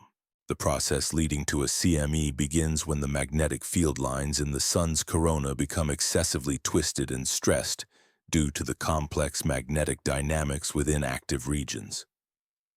When these magnetic lines reach a critical point of tension, they suddenly snap and reconnect, a process known as magnetic reconnection. This rapid reconfiguration converts the stored magnetic energy into kinetic energy, propelling enormous clouds of charged particles, plasma, outward into space. These plasma clouds can weigh billions of tons and are expelled at varying speeds, from a relatively slow pace of around 250 kilometers per second during less intense events to over 3,000 kilometers per second in the most powerful eruptions. To monitor and forecast these powerful solar storms, NOAA's Space Weather Prediction Center employs advanced computational models, such as the WSA-Enlil model. This sophisticated simulation creates a three-dimensional map of the heliosphere, extending from the sun well beyond Earth's orbit. It calculates how the plasma clouds, or CMEs, propagate through this vast environment by tracking changes in solar wind speed, density, and magnetic field orientation as the ejected material travels through space. While Enlil excels at predicting the approximate arrival times and overall intensity of these events, it cannot portray every intricate detail of the CME's structure or behavior, which remain subjects of ongoing research. The severity and frequency of space weather effects tend to intensify during the autumn equinox, a phenomenon known as the Russell-McFarlane effect. This effect arises from the geometric relationship between Earth's magnetic field and the interplanetary magnetic field carried by the solar wind.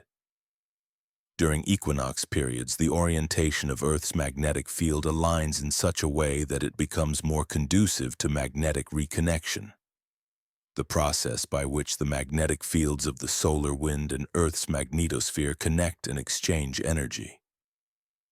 This alignment often results in more intense geomagnetic storms, even when the solar disturbances are relatively modest. The impacts of space weather extend far beyond the well-known auroral displays that light up polar skies. Geomagnetic storms can disrupt high-frequency radio communications vital to aviation and maritime navigation. They can also cause increased atmospheric drag on satellites, forcing mission operators to adjust their orbits to compensate for the changing space environment. In extreme cases, these electrical currents induced within Earth's power grids can threaten the stability of electrical infrastructure, risking widespread outages. To aid industry and government agencies in preparedness, NOAA maintains severity scales, such as the G scale for geomagnetic storms, the S scale for solar radiation storms, and the R scale for radio blackouts, providing a standardized framework to assess and respond to various space weather phenomena. The interaction between CMEs and comets provides a unique natural laboratory for studying plasma physics under extreme conditions that are impossible to replicate on Earth. When a CME encounters a comet, the interaction can produce visually spectacular effects that vividly demonstrate the influence of solar plasma and magnetic fields on smaller celestial bodies. Ion tails, which are characteristic features of comets, form when the solar wind strips electrons from the gas molecules in the comet's surrounding cloud, known as the coma. These charged particles then follow the magnetic field lines directly away from the sun, creating long, narrow tails that can extend millions of kilometers through space. This visible evidence of the invisible magnetic and plasma processes operating between our star and minor bodies in the solar system becomes even more dramatic during CME encounters. The interaction can distort, displace, or even sever the ion tails, leading to spectacular displays that have been documented by spacecraft and astronomers alike. Such phenomena not only enhance our understanding of space weather effects, but also serve as natural experiments, revealing the fundamental physics of magnetic reconnection and plasma dynamics in a context that remains beyond the reach of terrestrial laboratories. In 2007, the European Space Agency's stereo satellites captured a striking example of space weather in action. During that event, a powerful coronal mass ejection, or CME, surged from the sun's corona with enough energy to completely sever the ion tail of a passing comet through a process known as magnetic reconnection.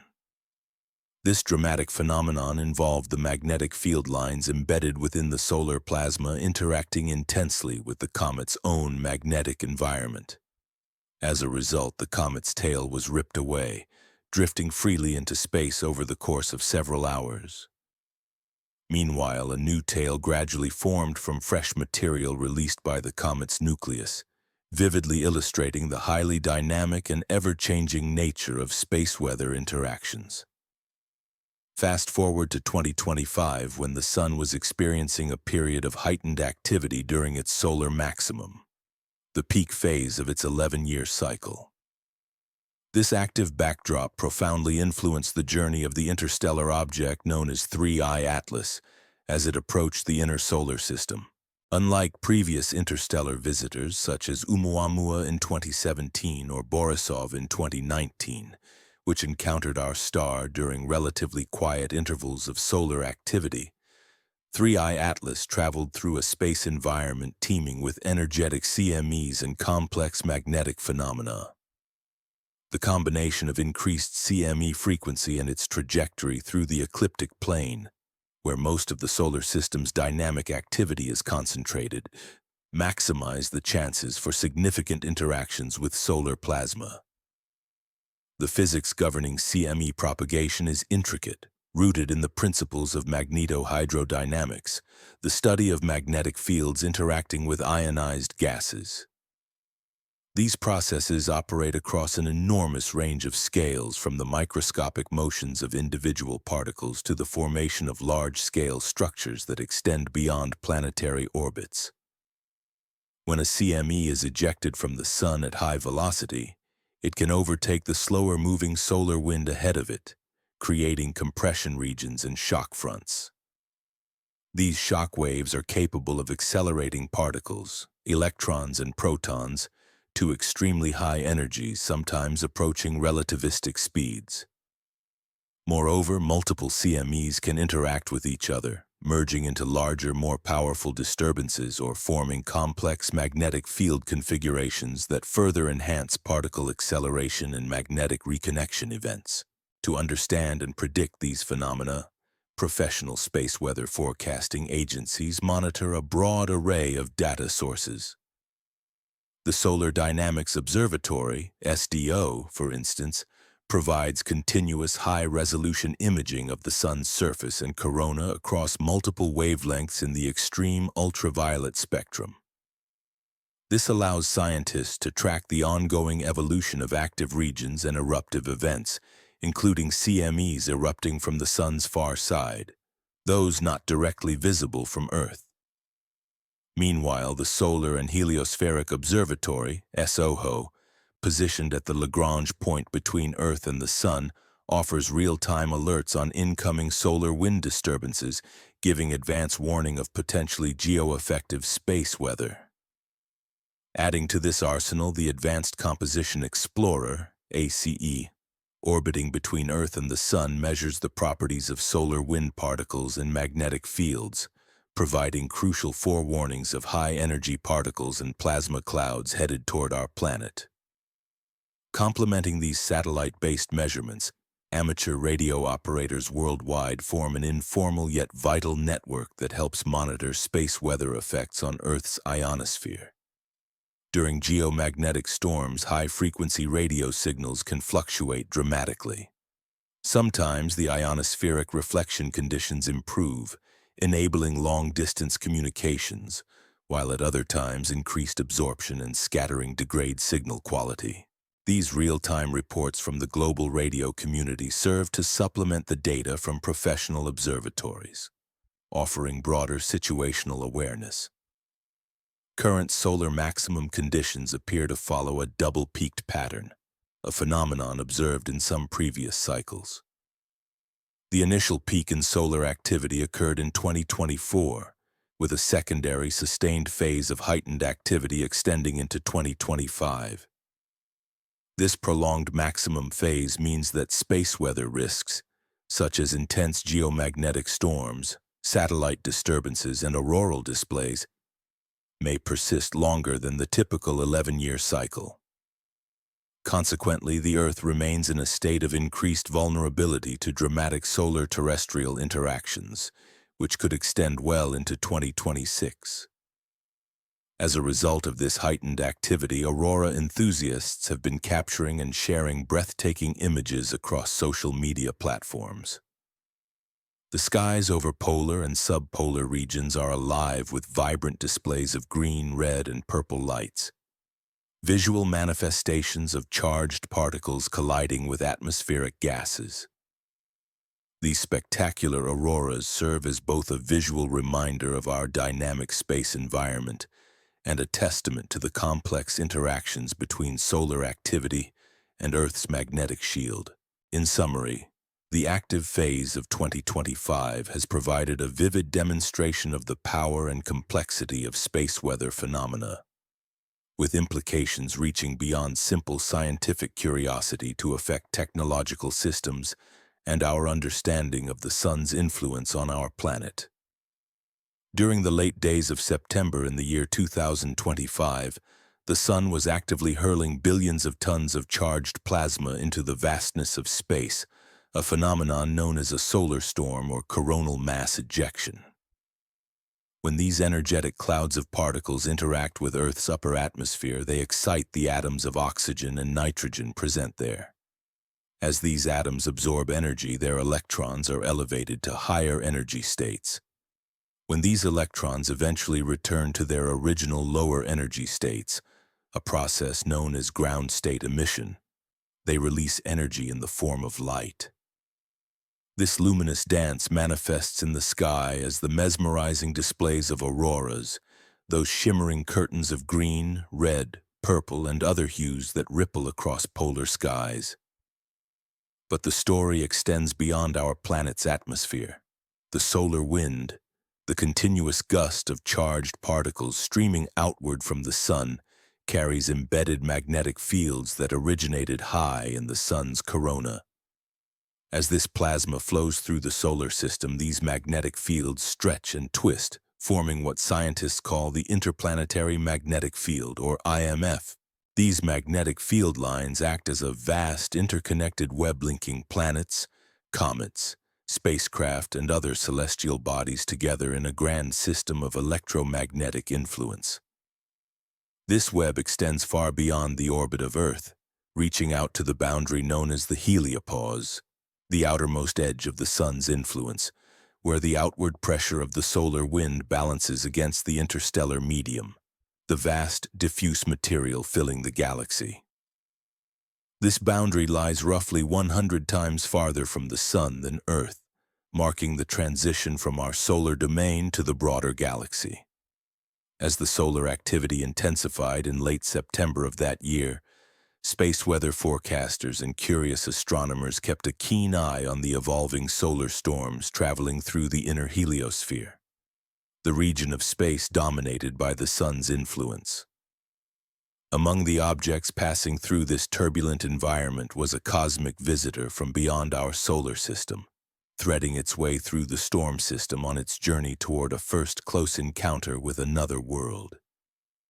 This object, designated as 3I Atlas, had captured the attention of both scientific observers and space weather enthusiasts, due to its extraordinary origins and the unique observational opportunities it presented. The discovery occurred in the early hours of July 1st, when the Asteroid Terrestrial Impact Last Alert System's telescope array detected a faint moving object against the backdrop of countless distant stars. At first glance, it appeared to be a small comet-like body, dim and elusive, difficult to distinguish from the myriad of objects already catalogued in the solar system. However, rapid orbital calculations soon revealed that this object was unlike any within our native planetary neighborhood. It was 3I Atlas, only the third confirmed interstellar visitor ever observed by humans following the enigmatic Oumuamua in 2017 and comet Borisov in 2019. The nomenclature itself told a story. The prefix 3I signified its place as the third interstellar object catalogued by the International Astronomical Union, a global authority in naming celestial bodies. The name Atlas credited the telescope system that first detected it, a network of observatories responsible for uncovering this wandering relic from another star system. Unlike the previous interstellar objects, 3I Atlas arrived during a uniquely favorable window for detailed observation. Its brightness was sufficient for astronomers to study its properties with precision, and its trajectory kept it close to the ecliptic plane, the apparent path that most objects in our solar system follow across the sky, where the majority of planetary and small body activity is concentrated. Furthermore, it approached during a period of solar maximum, the peak of the sun's roughly 11-year activity cycle, which is characterized by a heightened frequency of solar flares and coronal mass ejections. This environment created an unprecedented laboratory for studying how our star's dynamic activity influences objects from beyond the solar system. The orbital path of 3I Atlas revealed its extraterrestrial origins with unmistakable clarity. Its trajectory was hyperbolic, indicating that it was not gravitationally bound to the sun but instead passing through at a velocity sufficient to escape its gravitational pull altogether. The eccentricity of its orbit was significantly greater than 1, a hallmark of objects originating outside the solar system. Its inclination, the tilt of its orbit relative to the plane of the solar system, was approximately 175 degrees, meaning it traveled in a retrograde direction. In other words, it moved backward relative to the usual flow of planetary motion, approaching from the opposite direction and moving away in the same manner. Estimates of its size varied widely, with current models suggesting it measured somewhere between a few hundred meters and possibly up to 15 kilometers across. However, these estimates carried substantial uncertainties. Direct imaging of such faint, distant objects remains a challenge even for the largest ground-based telescopes. To the naked eye, or even through telescopic observation, 3I Atlas appeared as nothing more than a fuzzy, star-like point, its light diffused and faint, surrounded by a delicate, faint coma of gas and dust. October 3, 2025 signifies a groundbreaking milestone in the study of interstellar visitors. A moment when the mysterious 3I Atlas will make its closest pass within approximately 0.9 astronomical units of Mars, translating to roughly 28 to 30 million kilometers from the red planet. This extraordinary proximity creates an unprecedented window for scientific observation, leveraging the capabilities of various Mars-orbiting spacecraft, including the European Space Agency's ExoMars Trace Gas Orbiter, NASA's Mars Reconnaissance Orbiter, and other exploratory satellites strategically positioned around the planet. From their vantage points in space, these crafts will have a front-row seat to scrutinize the visitor, offering insights that have never before been attainable during such an encounter. Harvard astronomer Avi Loeb has poetically described this event as a blind date, an apt metaphor for the first close interaction between an interstellar object and our neighboring planet. When the orbiter's high-resolution cameras are pointed toward 3I Atlas during its closest approach, they are expected to achieve a pixel scale of about 30 kilometers. Although this resolution will not suffice to reveal fine surface details of the object's nucleus, it can still discern whether the object appears as a compact, dense core or exhibits a more diffuse comet-like coma structure. These imaging efforts are just the beginning.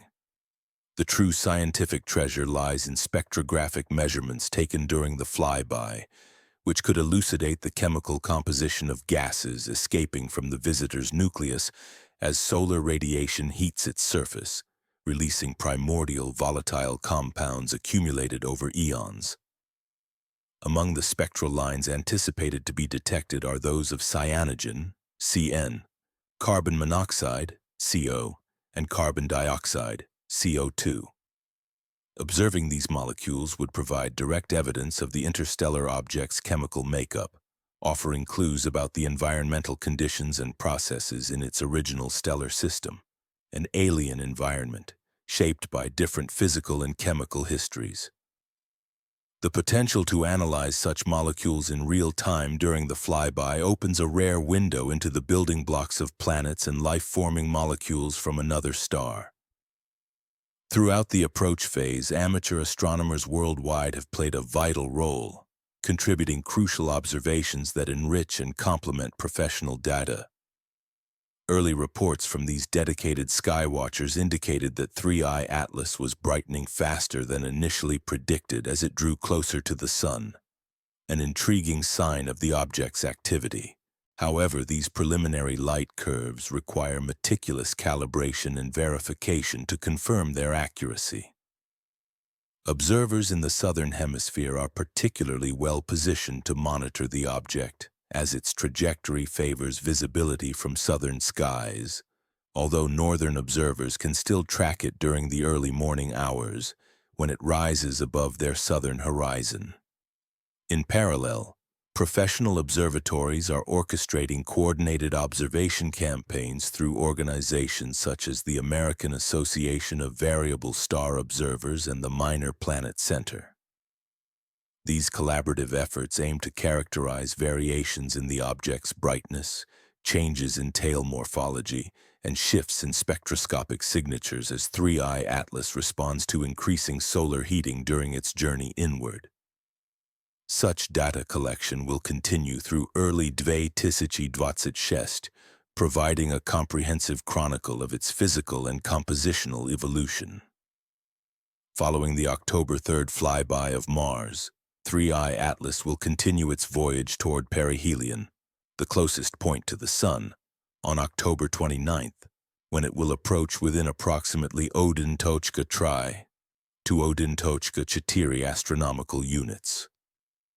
This distance keeps it well outside Earth's orbit but within reach of advanced ground-based telescopes and space observatories. Subsequently, on December 19th, the interstellar visitor will reach its closest approach to Earth, coming within roughly Odin-Tochka Vosum astronomical units, about 270 million kilometers, an ideal opportunity for further detailed observations from our planet's surface. This sequence of events, an interstellar object passing near Mars, then nearing the Sun, and finally approaching Earth, presents an extraordinary scientific opportunity to study the properties of matter originating beyond our solar system.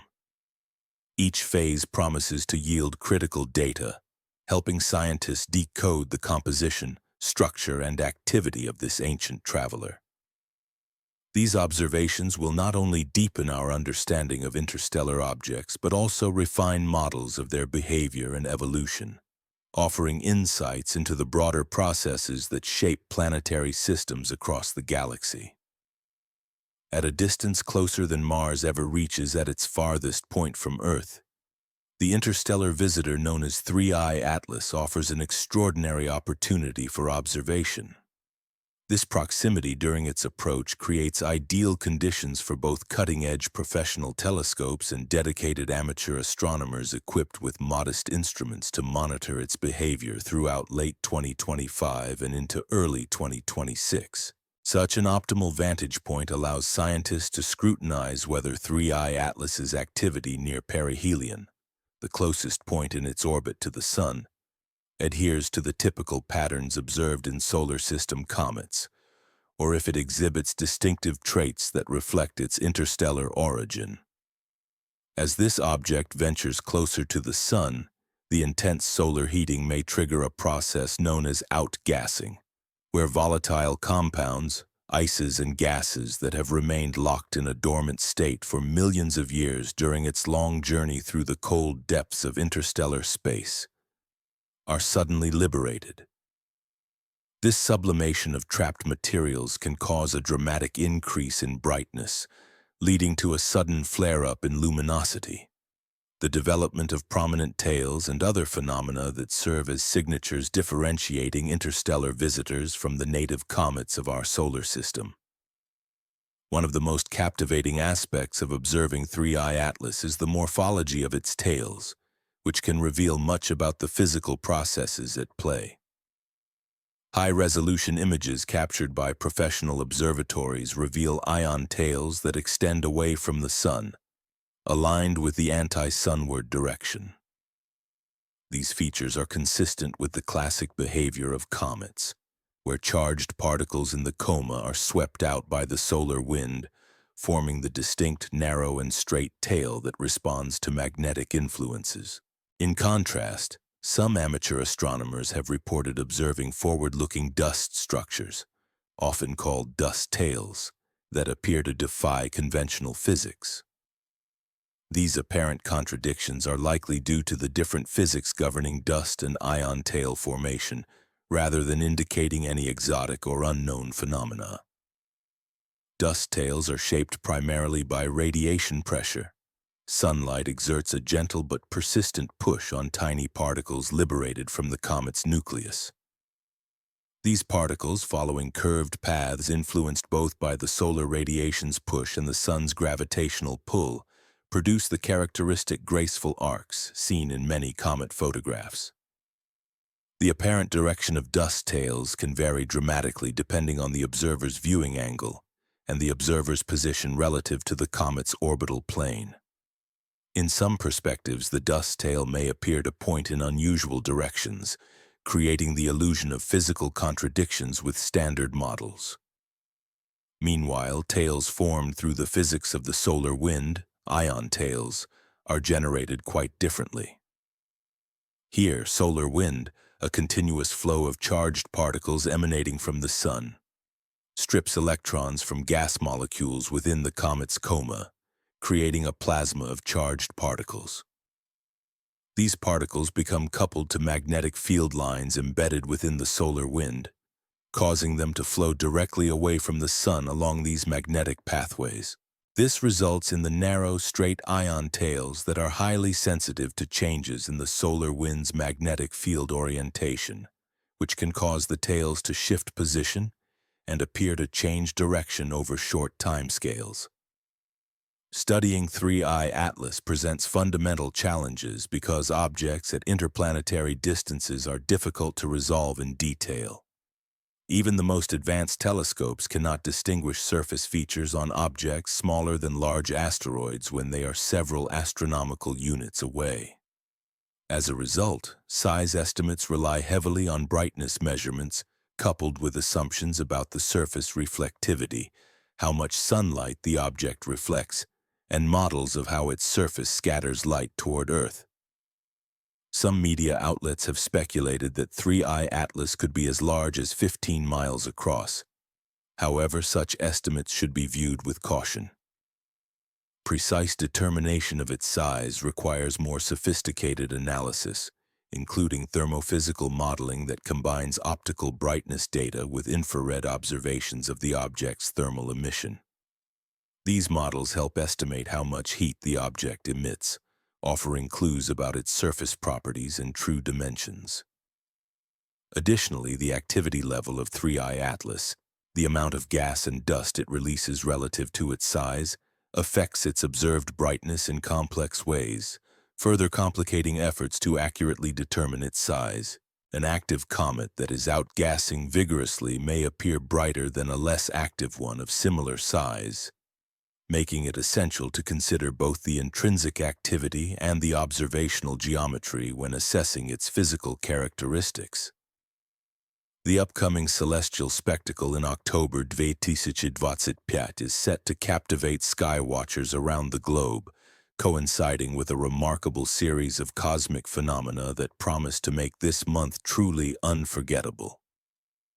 But before we delve into the details of this spectacular month, it's essential to understand what occurs when our sun's powerful eruptions, known as coronal mass ejections, interact with objects that have spent eons drifting between the stars. These interactions, while not fully understood, reveal a dynamic and sometimes violent dance between solar activity and interstellar matter, offering a glimpse into the complex physics governing the cosmos. Now turning our attention to the celestial fireworks that await us, October 2025 is poised to deliver not just one but two extraordinary events that could steal the spotlight from each other. While the interstellar visitor designated as 3I Atlas garners widespread attention for its first-ever passage through our solar system, a second marvel is quietly racing toward us. Comet C-2025 R2, affectionately nicknamed Comet Swan. Discovered by the keen eye of amateur astronomer Vladimir Bezugli through data collected by the Solar and Heliospheric Observatory, or SOHO, on the 12th and 13th of September, this comet is on a rapid approach towards its closest encounter with Earth, expected to occur on October 20th and 21st. What makes Comet Swan particularly compelling is its timing, just as 3I Atlas is set to perform a flyby of Mars, highlighting a rare convergence of cosmic events that could make October one of the most active months for celestial observation in recent memory. The story of its discovery exemplifies the incredible power of citizen science in modern astronomy. Thanks to SOHO, a joint mission of NASA and ESA dedicated to monitoring the sun's corona and the surrounding space environment, scientists and enthusiasts alike have been able to track comets and other transient objects as they brighten and begin to outgas during their journey into the inner solar system. Bezugli, carefully sifting through publicly available data from SOHO's SWAN, Solar Wind Anisotropies instrument, noticed a brightening object that did not match any previously catalogued asteroid or comet.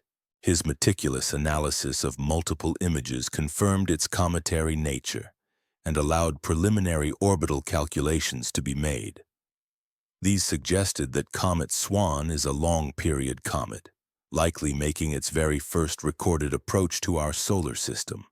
A rare event that sparks both scientific curiosity and wonder as we observe a visitor from the depths of interstellar space.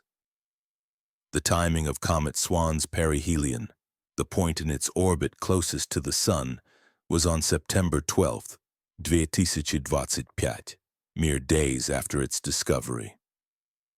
This rapid approach explains its sudden and dramatic brightening.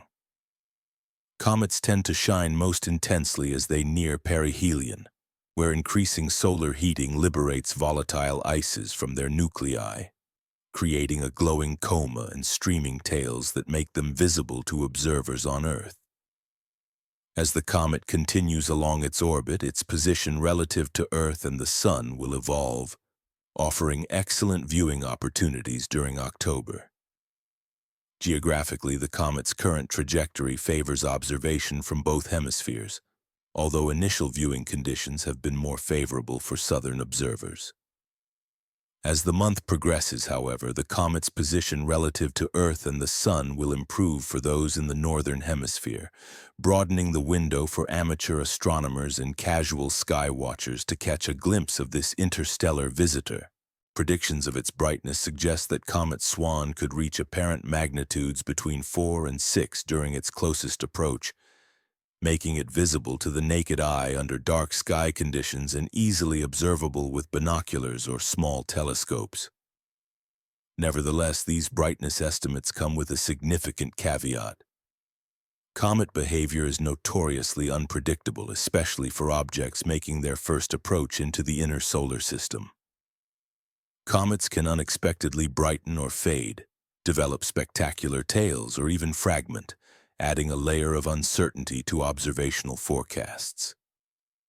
This unpredictability makes Comet Swan's October apparition a thrilling, if uncertain, event, an authentic demonstration of the dynamic and often surprising nature of small bodies from beyond our planetary neighborhood. What amplifies the excitement surrounding Comet Swan is the remarkable celestial alignment occurring during late October 2025.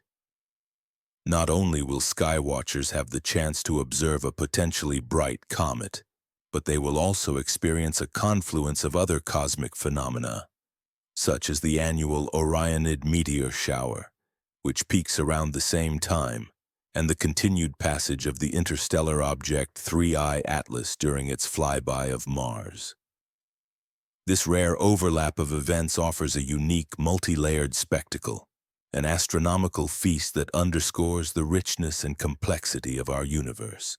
In sum, the momentous approach of Comet Swan in October 2025 exemplifies how citizen science, combined with dedicated space-based observatories, continues to expand our understanding of the cosmos.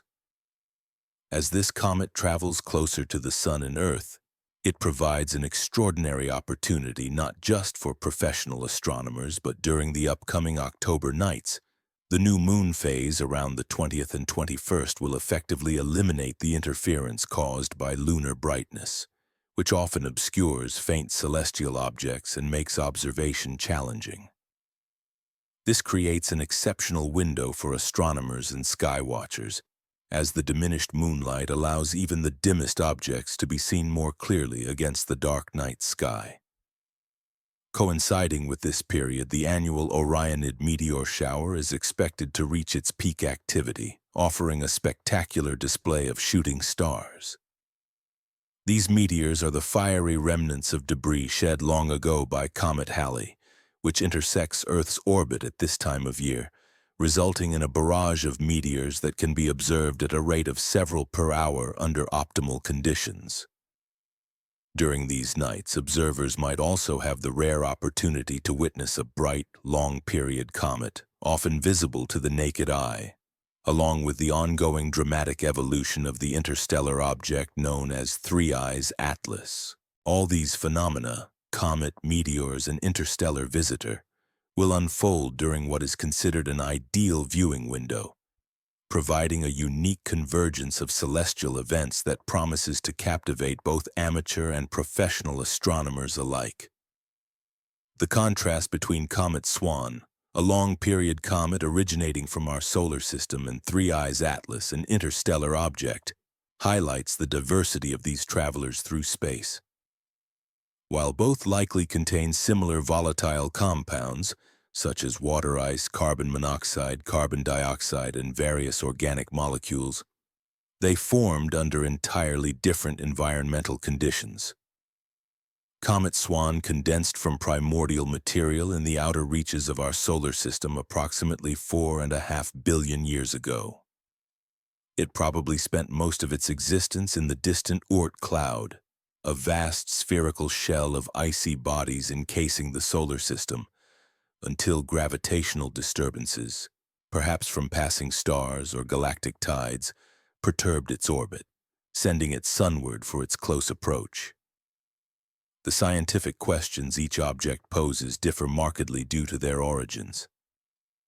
Comet Swan offers insight into the conditions prevalent during the early days of our solar system, including the composition and structure of the Oort cloud, and the processes by which solar heating influences pristine cometary materials during their first encounter with the Sun. Observing its activity as it nears perihelion, the closest point to the Sun, can reveal how these ancient icy bodies respond to solar radiation, shedding light on their physical makeup and evolutionary history. In contrast, Three Eyes Atlas, with its interstellar origins, provides a window into stellar system formation beyond our own. Studying this object allows scientists to explore interstellar chemistry, the effects of cosmic radiation on diverse materials during long journeys through the galaxy, and the physical properties of matter ejected from distant star systems. Its passage through our solar neighborhood during a period of heightened solar activity offers a rare chance to examine how interstellar materials interact with our Sun's magnetic environment. From a practical perspective, October presents a tremendous opportunity for astrophotographers and observers, both seasoned and amateur. Wide-field cameras, which capture broad swaths of the sky, can photograph both Comet Swan and Three Eyes Atlas within the same frame, allowing for easy comparison of their positions, brightness levels, and tail structures. Time-lapse photography can be employed to monitor changes in the coma, the nebulous envelope surrounding the nucleus, as well as tail orientation and overall luminosity. These dynamic features are expected to vary as the object's distances from Earth and the Sun change daily, and as solar wind conditions fluctuate. The unpredictable nature of comet brightness further adds an element of excitement and anticipation to October's viewing prospects. Historically, some comets have surpassed brightness expectations dramatically, developing spectacular tails and reaching magnitudes that make them visible to the naked eye, even from light-polluted urban environments. Conversely, others have failed to brighten as predicted or have fragmented under intense solar heating, diminishing their visual impact. This variability makes observing Comet Swan particularly challenging, especially since it is a newly discovered long-period comet without a well-documented historical brightness profile. Unlike periodic comets, such as Halley's Comet, that return at predictable intervals and have their behavior patterns studied over multiple apparitions, new long-period comets like Swan lack such a record. Their outgassing rates, tail development, and structural stability under solar heating remain uncertain until observed during their first approach. This uncertainty amplifies the visual potential of the upcoming apparition, as dramatic tail development, both dust and ion tails, could become prominent features, especially given the elevated solar wind activity associated with solar maximum conditions. During this period of heightened solar activity, the Sun's magnetic environment is particularly dynamic, increasing the likelihood of spectacular tail phenomena. Particles from the solar wind, charged streams of plasma, interact with cometary material, forming the characteristic tails that have fascinated observers for centuries. The development of both dust tails, shaped by radiation pressure, and ion tails, sculpted by magnetic field interactions, could produce striking and complex displays. These features are not only visually captivating but also scientifically valuable, as they reveal the underlying physics of plasma disconnection events, where powerful coronal mass ejections rip apart the intricate ion tails of comets, might soon be captured in real time through advanced telescopic observations. These rare moments offer invaluable glimpses into space weather physics in action, revealing the dynamic interactions between solar plasma and cometary matter. Amateur astronomers equipped with a variety of techniques play a crucial role in tracking these phenomena. By estimating the brightness of comets relative to nearby stars of known magnitude, they provide ongoing, detailed data that complement the continuous monitoring efforts of professional observatories.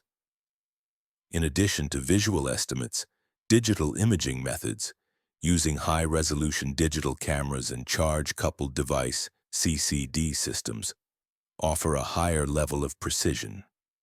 These tools not only measure subtle variations in brightness, but also document structural changes within the comet's expansive coma and delicate tail features over time. Such detailed observations are vital for understanding the physical processes at play, especially during transient events like tail disconnection. An intriguing aspect of the upcoming October observations involves the potential for Earth to encounter debris from Comet Swan's dust trail. If our planet's orbit intersects with remnants left by Swan during its previous passages through the inner solar system, we might observe a minor meteor shower as particles burn up in Earth's atmosphere. However, because Swan is a recently discovered comet without an established debris trail, this possibility remains speculative and uncertain, highlighting the unpredictable nature of such celestial phenomena. Spectroscopic analysis during October could further deepen our understanding by revealing the chemical compositions of both cometary nuclei. Professional observatories equipped with sensitive spectrographs can detect specific emission lines, such as those from molecules like cyanogen, Cn, diatomic carbon, C2, hydroxyl, OH, and amidogen, NH2, which indicate the volatile compounds sublimating from each comet's surface under solar heating. These chemical fingerprints serve as direct evidence of their initial formation conditions and evolutionary histories, shedding light on the environments in which these ancient objects originated. The practical aspects of observing this double comet display are heavily influenced by viewing conditions. Dark skies and clear horizons are essential for optimal observation, as urban light pollution significantly diminishes the visibility of faint celestial objects. Rural or wilderness sites with minimal artificial light provide the best opportunities to witness these comets in their full splendor. Since geographic location can cause significant variations in the appearance and visibility of these objects, flexible planning becomes necessary. Observers in different regions may need to adapt their observation strategies accordingly. For casual viewers, binoculars, particularly models like 7x50 or 10x50, are often the most effective tools. They gather enough light to reveal faint details while offering a wide field of view that captures the entire comet, including the nucleus, surrounding coma, and trailing tail, in a single frame. This holistic perspective preserves the overall visual impact, allowing observers to appreciate the comet's structure and its evolution over time. The convergence of two bright comets during October 2025 presents a rare and unprecedented opportunity for comparative analysis. Side-by-side viewing, whether through binoculars or telescopes, could highlight differences in color, tail orientation, and overall morphology, reflecting their distinct origins and evolutionary paths. For example, variations in coma color might indicate differences in chemical makeup, while tail orientation and structure could reveal the influence of solar-wind interactions and their respective formation environments. To document these changes comprehensively, many astronomers plan to use time-lapse photography spanning several nights. By capturing a series of images over time, observers can track how each comet responds to the shifting conditions of solar wind, viewing geometry, and illumination. Such visual records can reveal subtle yet significant physical responses, like tail disconnection, brightness fluctuations, or morphological shifts, providing invaluable data for both amateur and professional analysis. Recognizing the importance of coordinated efforts, professional observatories worldwide have established integrated observation campaigns. These efforts aim to monitor both comets across multiple wavelengths of electromagnetic radiation, ranging from visible light to infrared and ultraviolet, ensuring a thorough, multifaceted understanding of their evolving characteristics. By combining ground-based observations with data from space telescopes, scientists can build a comprehensive picture of these objects' physical states, chemical compositions, and responses to solar activity during this extraordinary celestial event. As October of the year 2025 draws near, the celestial stage is set for an extraordinary month filled with unprecedented astronomical and terrestrial phenomena. High-resolution imaging from the Hubble Space Telescope promises to unveil intricate structural details of comets that ground-based observatories simply cannot resolve, thanks to their superior clarity and precision. Meanwhile, radio telescopes stand ready to detect faint molecular emission lines emanating from these icy wanderers, offering vital insights into their chemical makeup and the temperature distribution within their expansive coma. Those glowing envelopes of gas and dust that swell around their nuclei as they venture closer to the sun. Observing comets remains one of the safest pursuits in astronomy.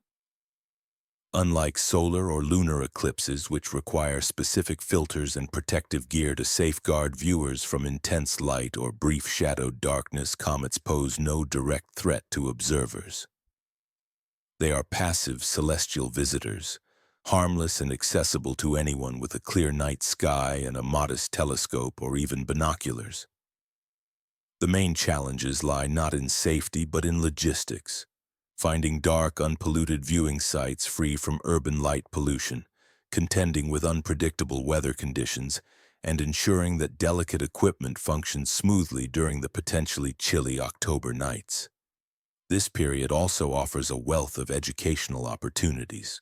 When two spectacular comets grace the same sky during optimal viewing conditions, the scene is perfect for outreach and learning.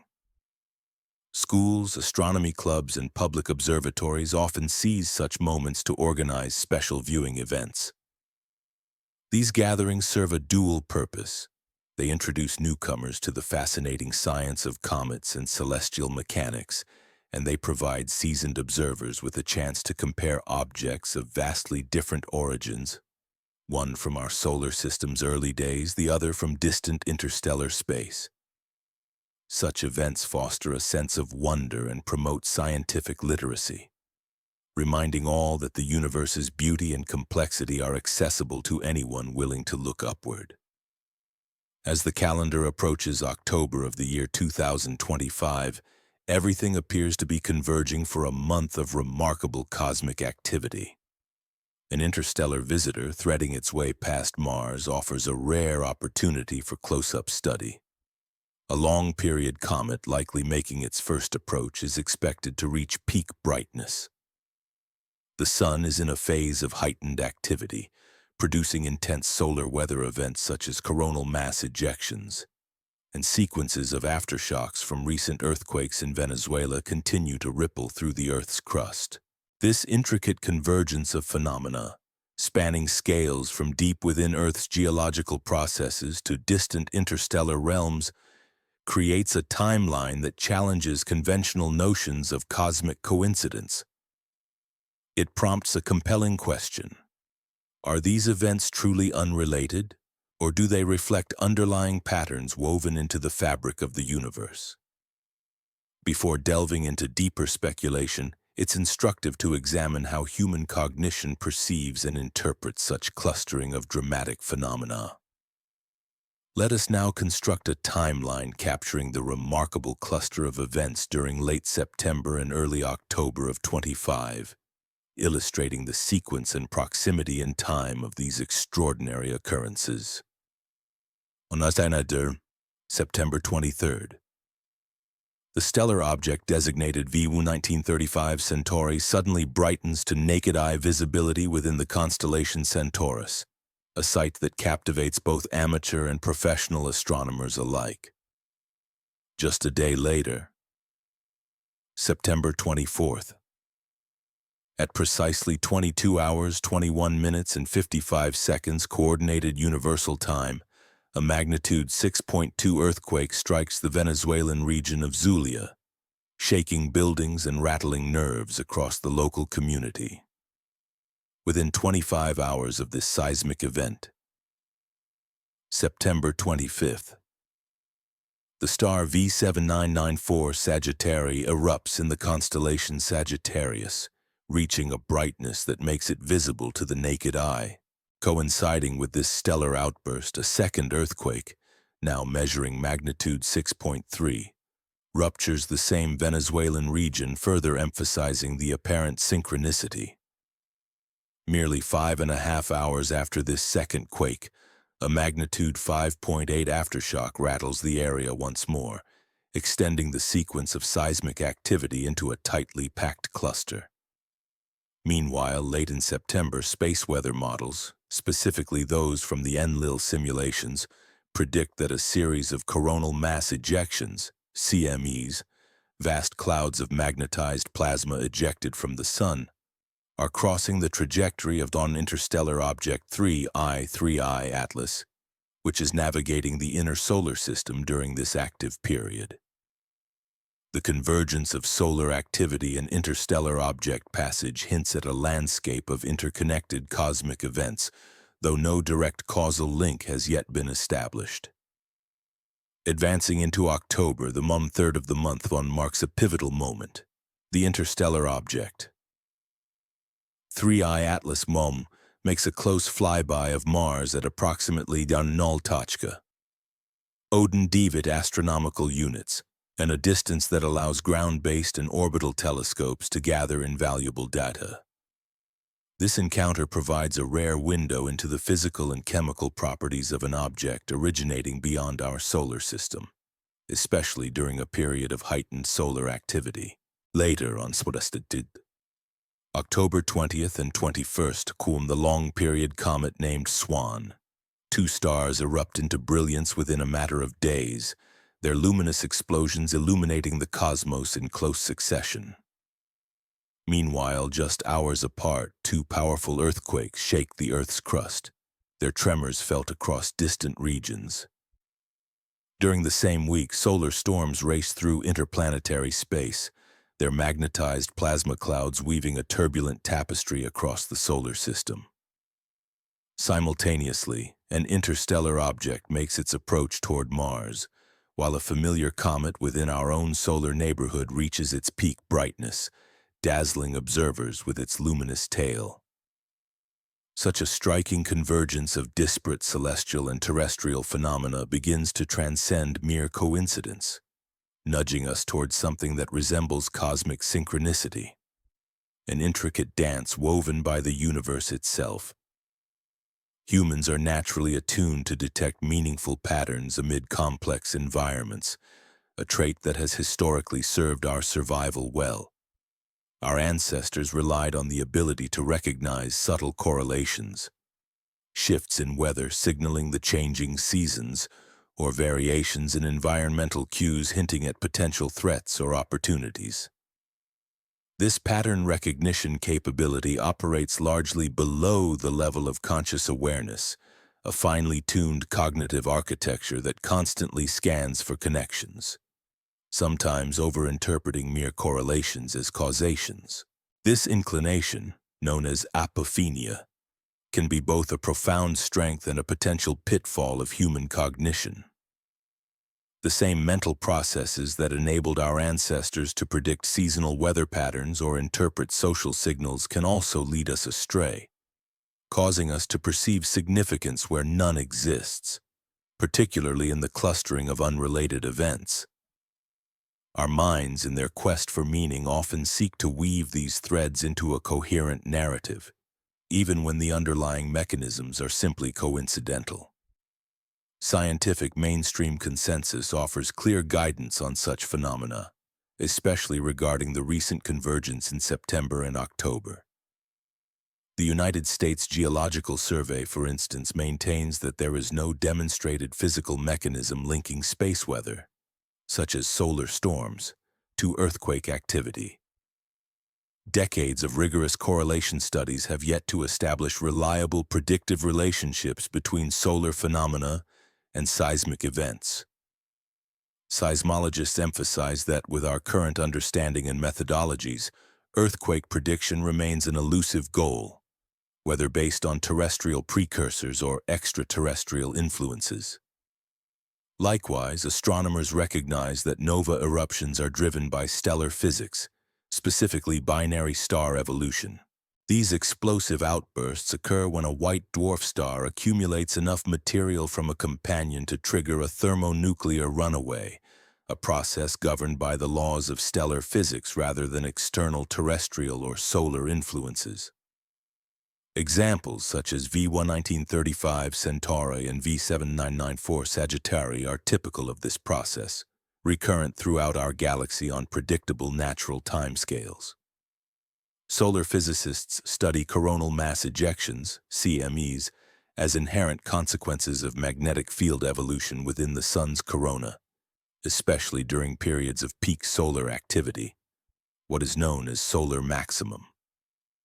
During these times, the frequency of CMEs increases substantially, making late 2025 a statistically likely period for multiple solar storms to occur in rapid succession. The interaction of these solar storms with cometary material, the charged gas tails and plasma environments of comets, is well understood within plasma physics, a field that describes how magnetic fields and ionized particles interact in space. Such processes are thoroughly documented and do not require the invocation of exotic or extraordinary phenomena. Nonetheless, acknowledging the established scientific position does not necessitate dismissing the remarkable nature of this temporal cluster.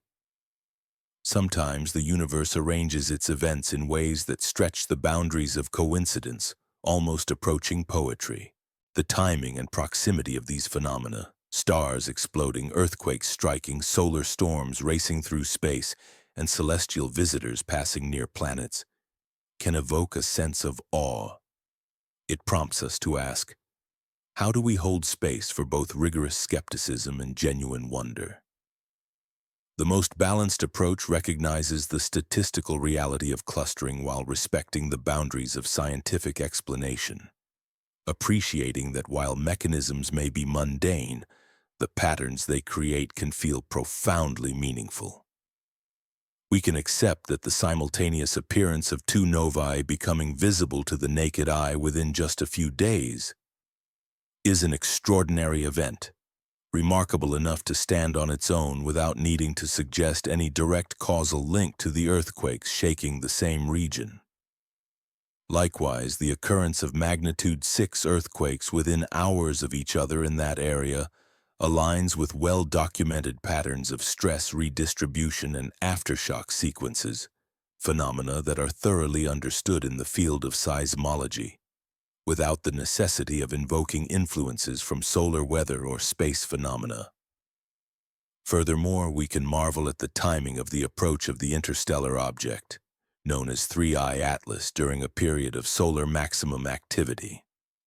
Yet we should recognize that this favorable window for observation is a product of natural orbital and observational circumstances, rather than a sign of mystical synchronization orchestrated for human benefit. Similarly, the spectacular sight of two bright comets visible at the same time under optimal viewing conditions is a splendid coincidence, something to enjoy and appreciate, without the need to conclude that cosmic forces deliberately arranged the alignment for our amusement or insight. The media plays a significant role in amplifying the sense of an extraordinary convergence, often highlighting multiple dramatic events within a short span and creating a narrative of interconnectedness. Through concentrated reporting and the rapid spread of information on social media platforms, these stories can trigger echo chambers, where perceptions of significance are reinforced and amplified beyond what statistical analysis alone would suggest.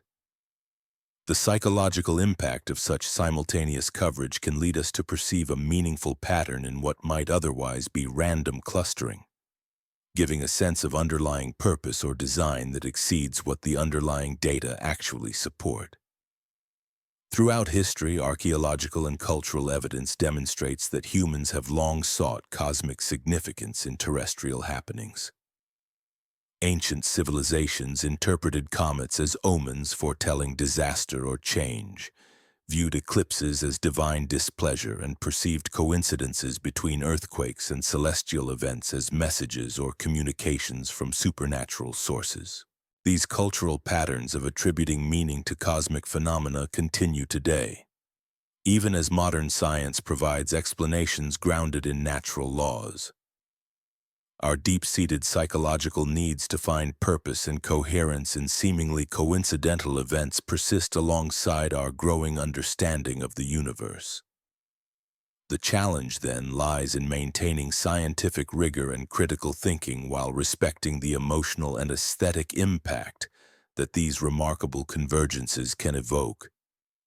We can admire the beauty and timing of cosmic events without succumbing to the temptation of assuming hidden motives, intentional design, or mystical causation. It is possible to appreciate the universe's occasional elegant arrangements while remaining grounded in evidence-based reasoning. When exploring explanations for these phenomena, we should consider competing hypotheses side by side, making sure to distinguish clearly between well-established science and more speculative ideas. The explanation that novae are independent stellar phenomena, earthquakes are caused by tectonic stress, coronal mass ejections are driven by solar magnetism, and comet approaches follow predictable orbital mechanics rests on solid, tested physical principles operating independently.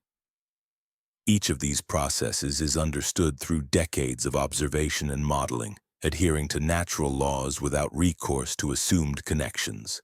On the other hand, the hypothesis of a cosmic resonance, that these diverse phenomena are subtly linked through unknown or emerging mechanisms, ventures into more speculative territory. Such ideas suggest that there may be underlying, perhaps currently unrecognized, correlations between phenomena across different domains, hinting at interconnectedness that mainstream science hasn't yet fully uncovered. Importantly, this perspective does not require abandoning the core principles of physics. Rather, it invites humility in acknowledging that our present understanding might be incomplete, and that future discoveries could reveal genuine links between these seemingly unrelated events. Both viewpoints, strictly scientific and cautiously speculative, can coexist within our intellectual framework, provided we respect the boundaries of evidence and maintain clarity about what is firmly established versus what remains hypothetical. This balanced approach allows us to enjoy the universe's mysteries with both wonder and skepticism, appreciating the natural laws we understand while remaining open to the possibility that our comprehension may deepen with further exploration. Established scientific principles merit our primary focus because they are grounded in extensive empirical evidence and have demonstrated reliable predictive power. These foundations of knowledge have been refined through countless observations, experiments, and rigorous testing, enabling us to build models that forecast natural phenomena with a high degree of confidence. In contrast, speculative hypotheses, ideas that venture beyond current empirical validation, should nonetheless be explored thoughtfully, with strict clarity in distinguishing them from established facts. Such hypotheses can serve as valuable prompts for investigation, especially when they lead to testable predictions that can be examined through observation and experimentation. The transition into the autumn season introduces a valuable context that does not necessitate invoking extraordinary or exotic explanations for natural events. During this period, a particular atmospheric and geomagnetic phenomenon known as the Russell-McLaren effect, sometimes misspelled or misnamed, comes into play. This effect involves the alignment of Earth's magnetic field with the orientation of the interplanetary magnetic field, which is carried by the solar wind. During September and October, this geometric configuration tends to enhance the coupling between solar activity and Earth's magnetosphere, thereby amplifying the impacts of space weather. As a result, this period statistically shows a greater likelihood of significant geomagnetic disturbances, including geomagnetic storms and auroral displays. In addition to space weather, some regions have documented seasonal patterns in earthquake activity, with variations that appear correlated with specific times of year. While these patterns are intriguing, their underlying mechanisms remain elusive. The effects are often subtle and challenging to distinguish from background variability. These observations have been woven into cultural and archetypal frameworks across civilizations, offering narratives of change, upheaval, and cosmic communication. Such stories, embodying symbols of transformation, have been part of human cultural expression for millennia. Earthquakes themselves symbolize the solid Earth, revealing its inherently dynamic and restless nature. They serve as powerful reminders that the planet is not a static entity, but one that continuously reshapes itself through internal tectonic processes. Similarly, stellar explosions, cataclysmic events such as supernovae, illustrate the violent yet beautiful processes of cosmic evolution, highlighting the universe's capacity for renewal through destruction. These archetypal associations resonate deeply with human psychological patterns, providing powerful narrative elements that evoke both awe and reflection.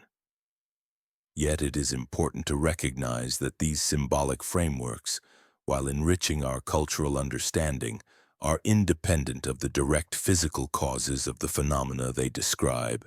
The invitation extends to all of us to approach these complex topics with a balance of open-minded curiosity and disciplined skepticism. We can appreciate the wonder and perceived synchrony of cosmic event clusters while maintaining a firm foundation in scientific reasoning.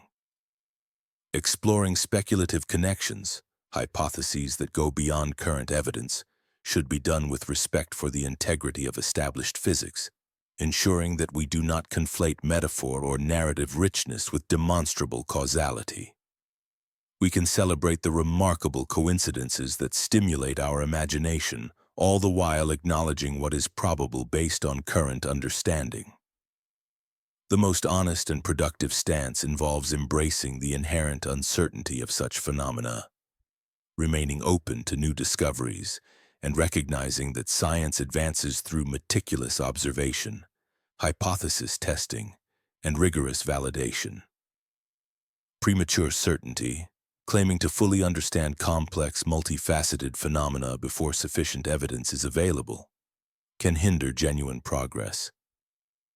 The convergence of phenomena during the September and October period offers a fertile ground for both scientific inquiry and creative speculation.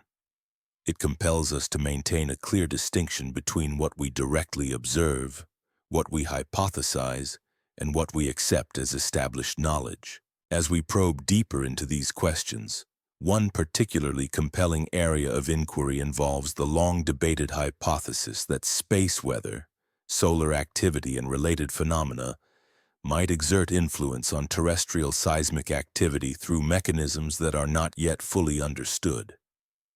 This hypothesis, explored extensively in the scientific literature, remains controversial and has yet to achieve broad acceptance within the geological or space physics communities. In the realm of Earth-space science, the idea that solar storms could influence earthquake occurrence has persisted for decades. Researchers have reported statistical correlations, patterns suggesting that periods of heightened solar activity such as solar flares or coronal mass ejections sometimes coincide with increased seismic activity in certain regions. However, despite these correlations, a universally accepted physical mechanism explaining how electromagnetic disturbances emanating from the Sun and traversing Devanosta tri-million miles of interplanetary space could directly trigger sudden ruptures in Earth's crust has not been established. One of the more recent and intriguing hypotheses in this domain was proposed by researcher Stefan Burns. According to Burns, fluctuations in solar wind density, particularly drops following high-speed streams emanating from the Sun, could create a kind of electromagnetic vacuum or imbalance. This imbalance might subtly influence the stress fields within Earth's crust, potentially acting as a catalyst for earthquakes. This idea suggests that changes in solar wind conditions could, under certain circumstances, induce small but meaningful alterations in the Earth's crustal stress state, thus increasing the likelihood of fault rupture. The scientific community continues to examine these possibilities critically, as understanding whether and how space weather influences seismic activity could have profound implications for earthquake. According to current scientific understanding, the idea that variations in solar wind density directly influence seismic activity on Earth involves a complex chain of physical processes, each step fraught with uncertainties and diminishing effects. The proposed mechanism begins with the behavior of solar winds, when dense, high-velocity streams of plasma suddenly give way to a sparser, slower background flow. This abrupt change could, in theory, alter the electromagnetic environment surrounding our planet. Specifically, the shift in the pressure exerted by the solar wind might propagate through a series of coupling processes, ultimately affecting the stress levels within Earth's crust. The initial step in this hypothetical chain involves modifications to Earth's magnetosphere, the magnetic bubble that shields our planet from much of the solar wind's energetic particles and magnetic disturbances. Variations in the pressure and shape of this protective magnetic region could lead to changes in the electric currents flowing through the ionosphere, the electrically conductive layer of Earth's upper atmosphere. Such shifts in current pathways could in turn generate electromagnetic fields that travel downward into the Earth's surface, where they might influence piezoelectric stress, an effect in crystalline rocks whereby mechanical stress produces electrical charges. However, each stage in this sequence involves effects measured in minuscule quantities. Magnetic field variations in the nanotesla range or stress changes so tiny they are measured in microstrain. These effects are many orders of magnitude smaller than the stress levels typically required to trigger earthquakes, especially in fault systems that are not already on the verge of failure. While the physics underpinning this chain of events do theoretically exist, their actual magnitudes appear insufficient to produce meaningful seismic effects under normal circumstances. What is firmly established in the scientific literature is that numerous studies have claimed to find statistical correlations between solar activity, such as solar flares, geomagnetic storms, and space weather indices, and earthquake occurrences.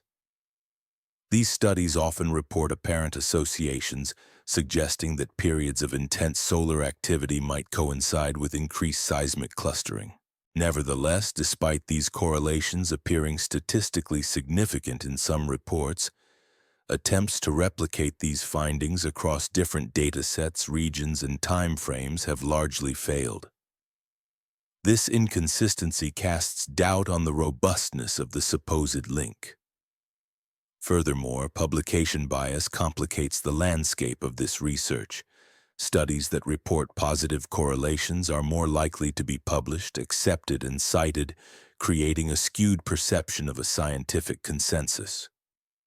In contrast, null results, that is, investigations that find no relationship, are often less visible, leading to an overrepresentation of the idea that space weather influences earthquakes.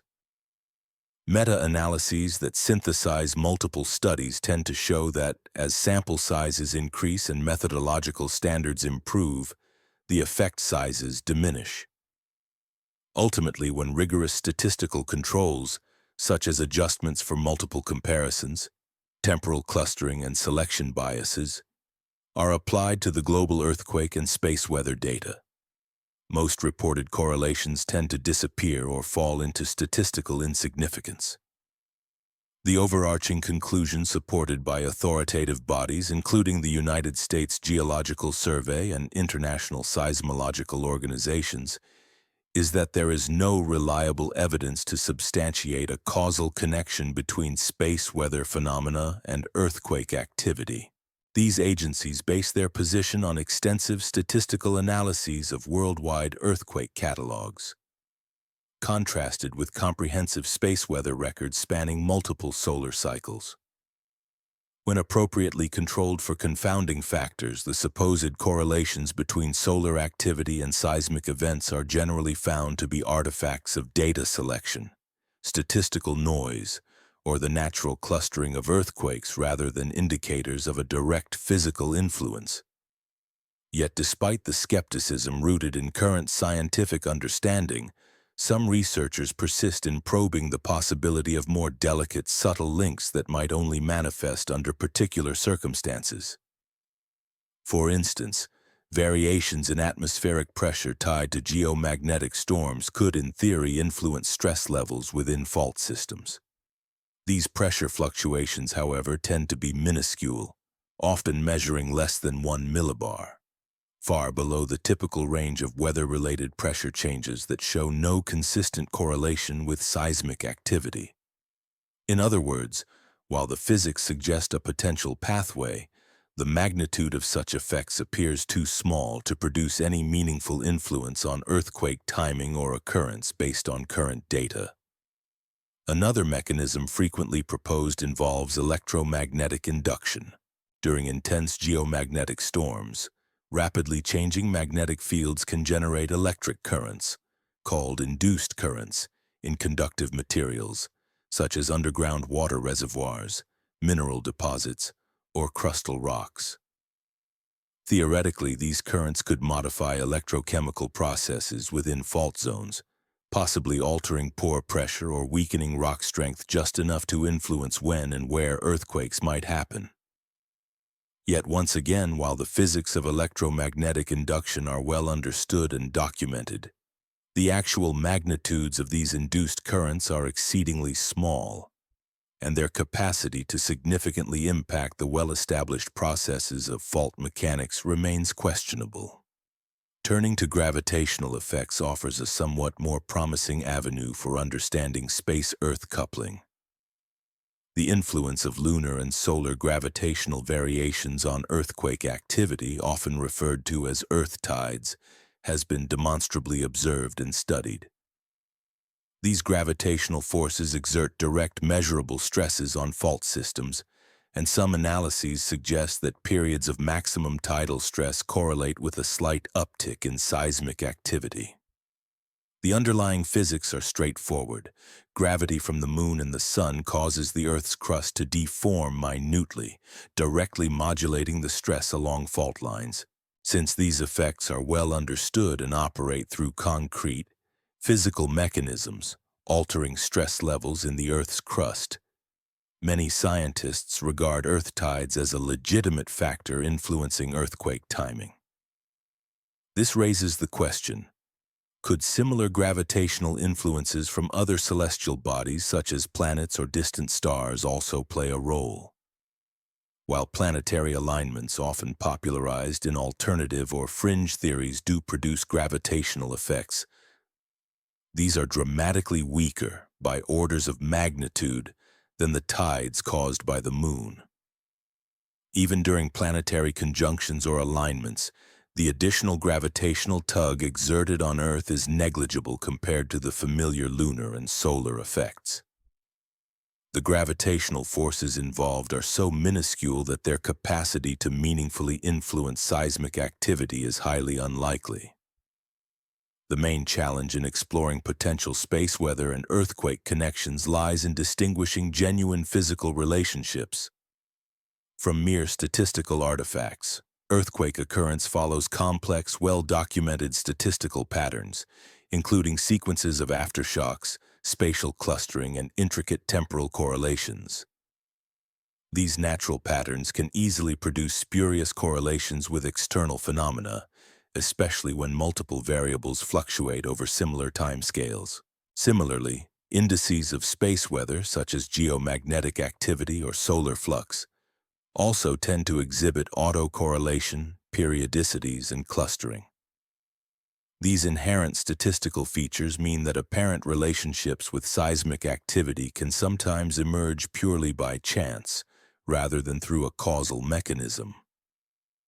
To rigorously test such hypotheses, scientists advocate for pre-registered studies. Research plans that specify hypotheses, data analysis methods, geographic focus regions, and time windows before examining the data. This approach minimizes biases, reduces the risk of cherry-picking results, and enhances the credibility of any claimed correlations. Additionally, blind testing protocols, where researchers analyze earthquake catalogs without knowing the corresponding space weather conditions, can further guard against unconscious biases influencing the results. Despite these methodological safeguards, the question remains: what would constitute compelling evidence for a genuine connection between space weather and earthquakes? The answer hinges on establishing a clear, physically plausible mechanism that consistently predicts earthquake timing or location based on measurable space weather parameters. Only then can a true causal link be distinguished from coincidental correlations. Until such evidence emerges, the prevailing scientific consensus continues to regard space weather as an unlikely driver of seismic activity, with current data supporting the view that earthquakes are primarily governed by terrestrial tectonic processes rather than extraterrestrial influences. The initial step in exploring any potential link between space weather and earthquakes must involve establishing a solid foundation rooted in physical plausibility. This means that laboratory experiments or sophisticated theoretical models should convincingly demonstrate how electromagnetic or particle effects, originating from solar activity, could meaningfully influence the stress fields within Earth's crustal rocks. Without such evidence, assertions of a causal connection remain speculative. Furthermore, any observed statistical relationship claiming predictive power must surpass mere coincidence. Such correlations need to be rigorously tested against independent datasets in a prospective manner, confirming that they can reliably forecast seismic activity beyond random chance. This involves applying robust statistical methods to verify that the relationship is not an artifact of data selection or sampling bias. Even if some genuine connection exists, it is likely to be conditional rather than universal. That is, space weather's influence might only become significant in specific tectonic environments, such as fault systems already teetering on the brink of failure, or under particular stress conditions and fault geometries. The notion that space weather could exert a uniform effect across all earthquake-prone regions appears highly implausible, given the vast diversity in local geology, stress regimes, and fault mechanics across different seismic zones. Looking back at the Venezuelan earthquake sequence, which occurred during a period of heightened space weather activity, provides a pertinent example in the ongoing debate over such correlations. While the timing appears suggestive, individual coincidences do not constitute evidence of a systematic or causal relationship. Venezuela sits within a tectonically active zone where magnitude 6 earthquakes happen irregularly, but according to predictable patterns governed by plate boundary interactions and accumulated regional stress. If space weather does influence seismicity, its effects are likely to be subtle, only nudging already critically stressed faults toward rupture, and dependent on specific conditions rather than triggering earthquakes outright. Current scientific understanding indicates that earthquake timing is predominantly dictated by local stress accumulation, the evolution of the stress field, the properties of fault zones, and the inherent randomness within complex nonlinear systems. External factors like space weather, atmospheric pressure, or other influences probably exert only a minimal role compared to these dominant tectonic forces, which build up over decades and are released suddenly during major ruptures. While the possibility of electromagnetic or gravitational coupling between space weather and seismic activity cannot be entirely dismissed, there remains no compelling evidence that such effects operate with the magnitude necessary to influence earthquake occurrence in a detectable way. The prudent path forward involves prioritizing physics-based approaches, developing plausible mechanisms through controlled experiments and detailed modeling, before seeking correlations purely through observational data. In terms of practical applications such as earthquake preparedness and risk assessment, relying on space weather monitoring offers no tangible benefit. Building codes, emergency response plans, and public safety measures should continue to be grounded firmly in well-established seismological principles, including understanding fault behaviors, historical seismicity, and probabilistic hazard models. These provide the most reliable framework for mitigating earthquake risks, rather than speculative links to solar or space phenomena. As we delve into the intriguing realm of Earth's potential cosmic influences, an even more profound and speculative question naturally surfaces. Could the immense energy released by distant stellar explosions, supernovae, somehow sway our planet's climate or geological processes over extended geological periods? This inquiry, part of what we might call the Novian climate exploration, takes us far beyond the immediate domain of space weather and terrestrial earthquakes, operating instead across scales of energy, distance, and time that are orders of magnitude vaster and more complex. To understand the plausibility of such influence, it's essential to establish the enormous disparities in scale involved. When a star explodes as a supernova, it unleashes an incredible burst of energy, roughly equivalent to the total energy our Sun emits over about 10,000 years. This corresponds to approximately 10 to the 43rd joules, a figure so vast that in human terms it's almost incomprehensible. Such an amount of energy could power the entire civilization of Earth for billions of years at our current levels of consumption. But despite its staggering magnitude, this energy disperses spherically into space, radiating outward in all directions, and its intensity diminishes rapidly with distance following the inverse square law. Considering a typical supernova like V1935 Centauri, which likely resides several thousand light-years away from Earth, the energy released during its explosion occurred millennia before humans even emerged as a civilization. By the time this ancient stellar outburst's radiation reaches our solar system, the flux of energy, what actually arrives, is reduced to negligible levels, comparable perhaps to the brightness of a regular star. From our perspective, it's an awe-inspiring yet essentially silent event, beautiful to observe but utterly incapable of exerting any measurable influence on Earth's atmosphere or climate systems. To put this into perspective, the energy that reaches Earth from such a distant nova during its entire brightening and fading phases amounts to merely a handful of photons per square meter, far less than the energy delivered by a simple flashlight held at arm's length. In climatic terms, this minuscule influx of energy is insufficient to cause any detectable warming or atmospheric change. It's akin to the difference between a gentle glow and a blazing fire. The tiny amount of energy arriving from a nova billions of years past would be insufficient to influence climate even over vast timescales.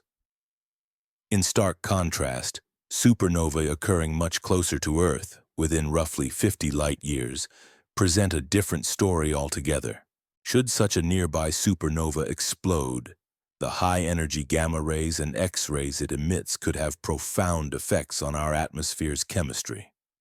These energetic photons could potentially damage substantial portions of our ozone layer, diminishing Earth's natural shield against ultraviolet radiation, with consequences ranging from ecological disruptions to mass extinction events.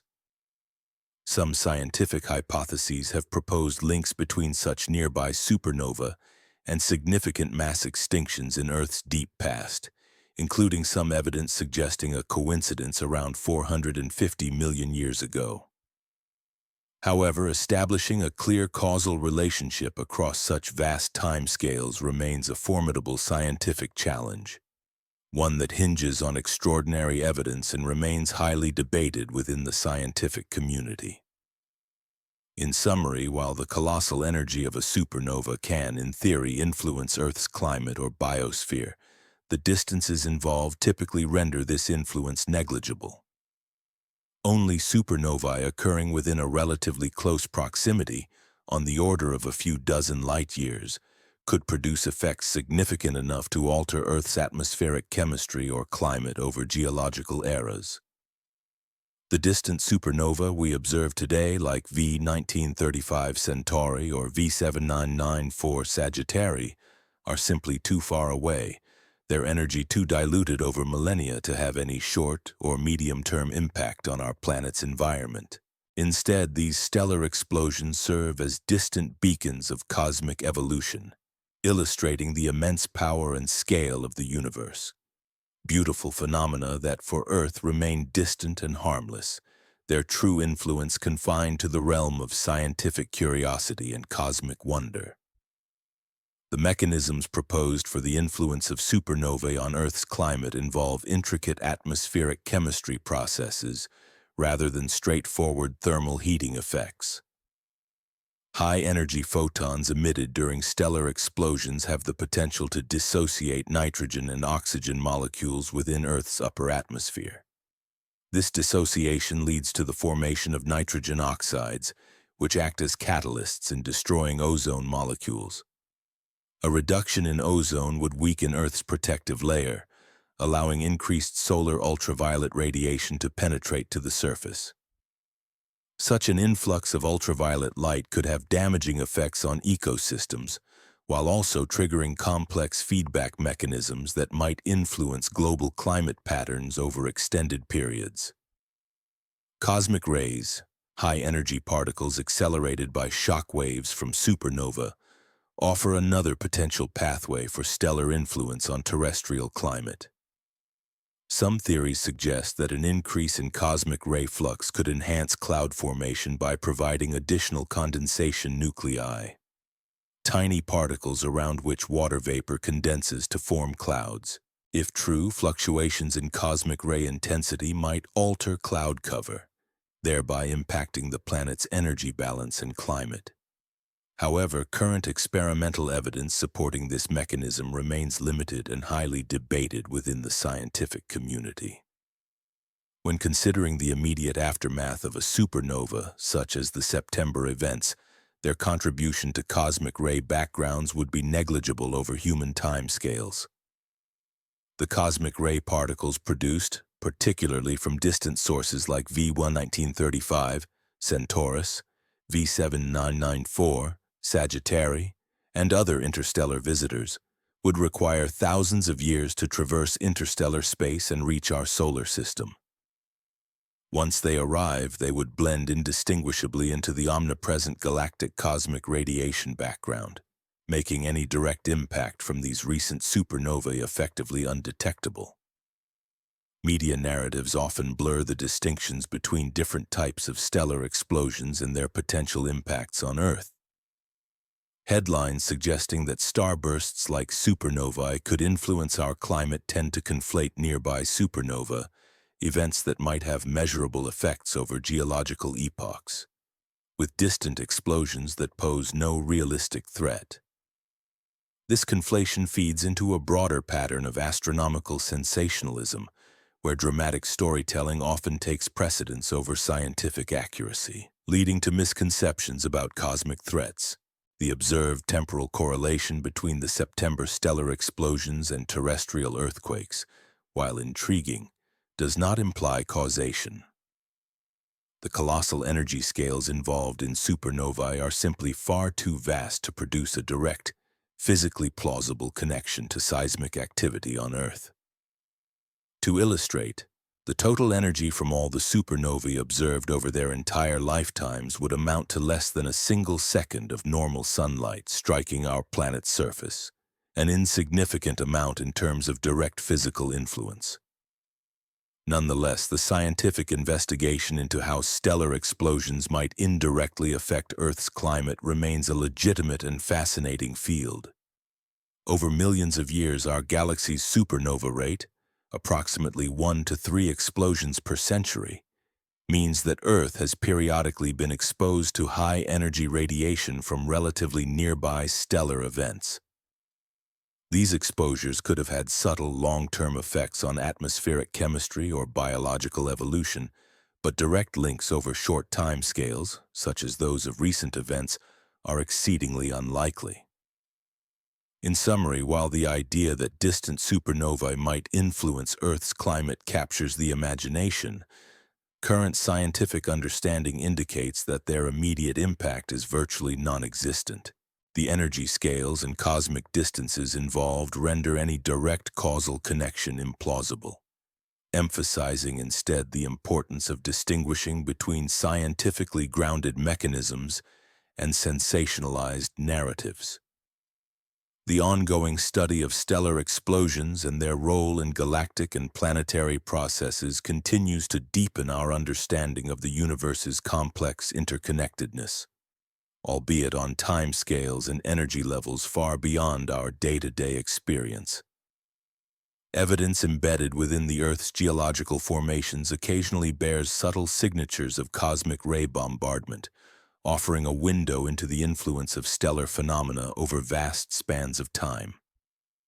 One particularly telling marker is the presence of the radioactive isotope iron-67, which is produced predominantly in the cataclysmic environments of supernova explosions.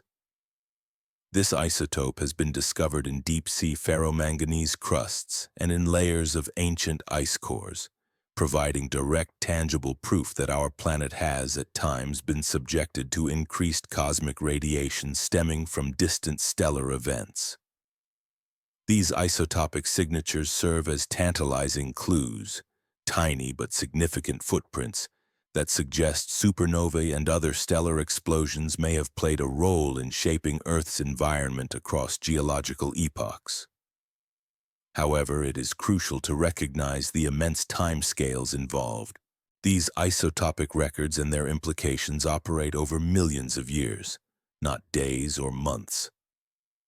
The detection of iron-67 indicates that roughly 2 to 3 million years ago, Earth experienced a period of heightened cosmic ray exposure, possibly coinciding with nearby supernova activity within stellar associations in our galactic neighborhood. Such events, while profound on a cosmic scale, unfold over durations that make direct causal links to short-term climate or biological changes exceedingly difficult to establish. The question of whether these episodes of increased cosmic radiation had any tangible influence on Earth's climate systems, atmospheric chemistry, or the course of biological evolution remains open and subject to ongoing scientific investigation. Some hypotheses propose that fluctuations in cosmic ray flux could influence long-term climate cycles, such as ice ages, through mechanisms like cloud formation or atmospheric ionization. Nonetheless, these ideas are still largely speculative, with the evidence remaining inconclusive and often debated within the scientific community. When it comes to the stellar explosions of September 2025, the nova events, the interstellar visitor, and the solar activity, they will, in all likelihood, leave no measurable imprint on Earth's climate or atmosphere. These distant stellar phenomena occur at such vast distances that their energy contributions to Earth's radiation budget are negligible. They do not alter atmospheric chemistry in any detectable way, nor do they influence climate variables within human timescales. Instead, these events exemplify the awe-inspiring processes of stellar evolution and explosive physics occurring in the universe, all happening safely at astronomical distances. Distances that allow us to observe and analyze without experiencing any direct effects. The broader lesson here is one of perspective. It is essential to distinguish between the grandeur of cosmic phenomena and their actual measurable impact on our planet. The universe continually produces spectacular displays, stellar explosions, galaxy collisions, black hole mergers, that unleash enormous energies, yet most remain too remote or too fleeting to influence Earth's climate systems in any meaningful way. Our planet's climate, on the other hand, is primarily driven by terrestrial and solar system processes. Variations in solar radiation, changes in atmospheric composition, ocean circulation patterns, and volcanic activity operate over time scales from years to millennia, exerting a dominant influence on climate variability. While it is scientifically impossible to entirely rule out some long-term subtle effects from astronomical phenomena over geological epochs, their influence is presently considered negligible compared to these fundamental forces shaping Earth's climate evolution. This recognition aligns with the deeply rooted human tendency to find patterns and meaning in the cosmos. The allure of connecting distant stellar explosions to terrestrial phenomena reflects our innate desire to understand our place in the universe. Historically, this cognitive drive has been instrumental in detecting genuine environmental correlations, such as the links between solar activity and climate fluctuations. Yet it can also lead us astray, causing us to perceive significance in coincidental clustering of unrelated events. As we have explored the potential terrestrial impacts of cosmic phenomena, our focus now turns to the interstellar object that offers perhaps the most immediate and tangible opportunity to study how our solar system interacts with matter from other stellar neighborhoods. This interstellar visitor stands as a natural probe, an unprecedented chance to observe firsthand how material from distant stars behaves when it ventures into our local environment, especially during the current period of heightened stellar activity. Part 14. Interstellar Visitors as Natural Solar Probes.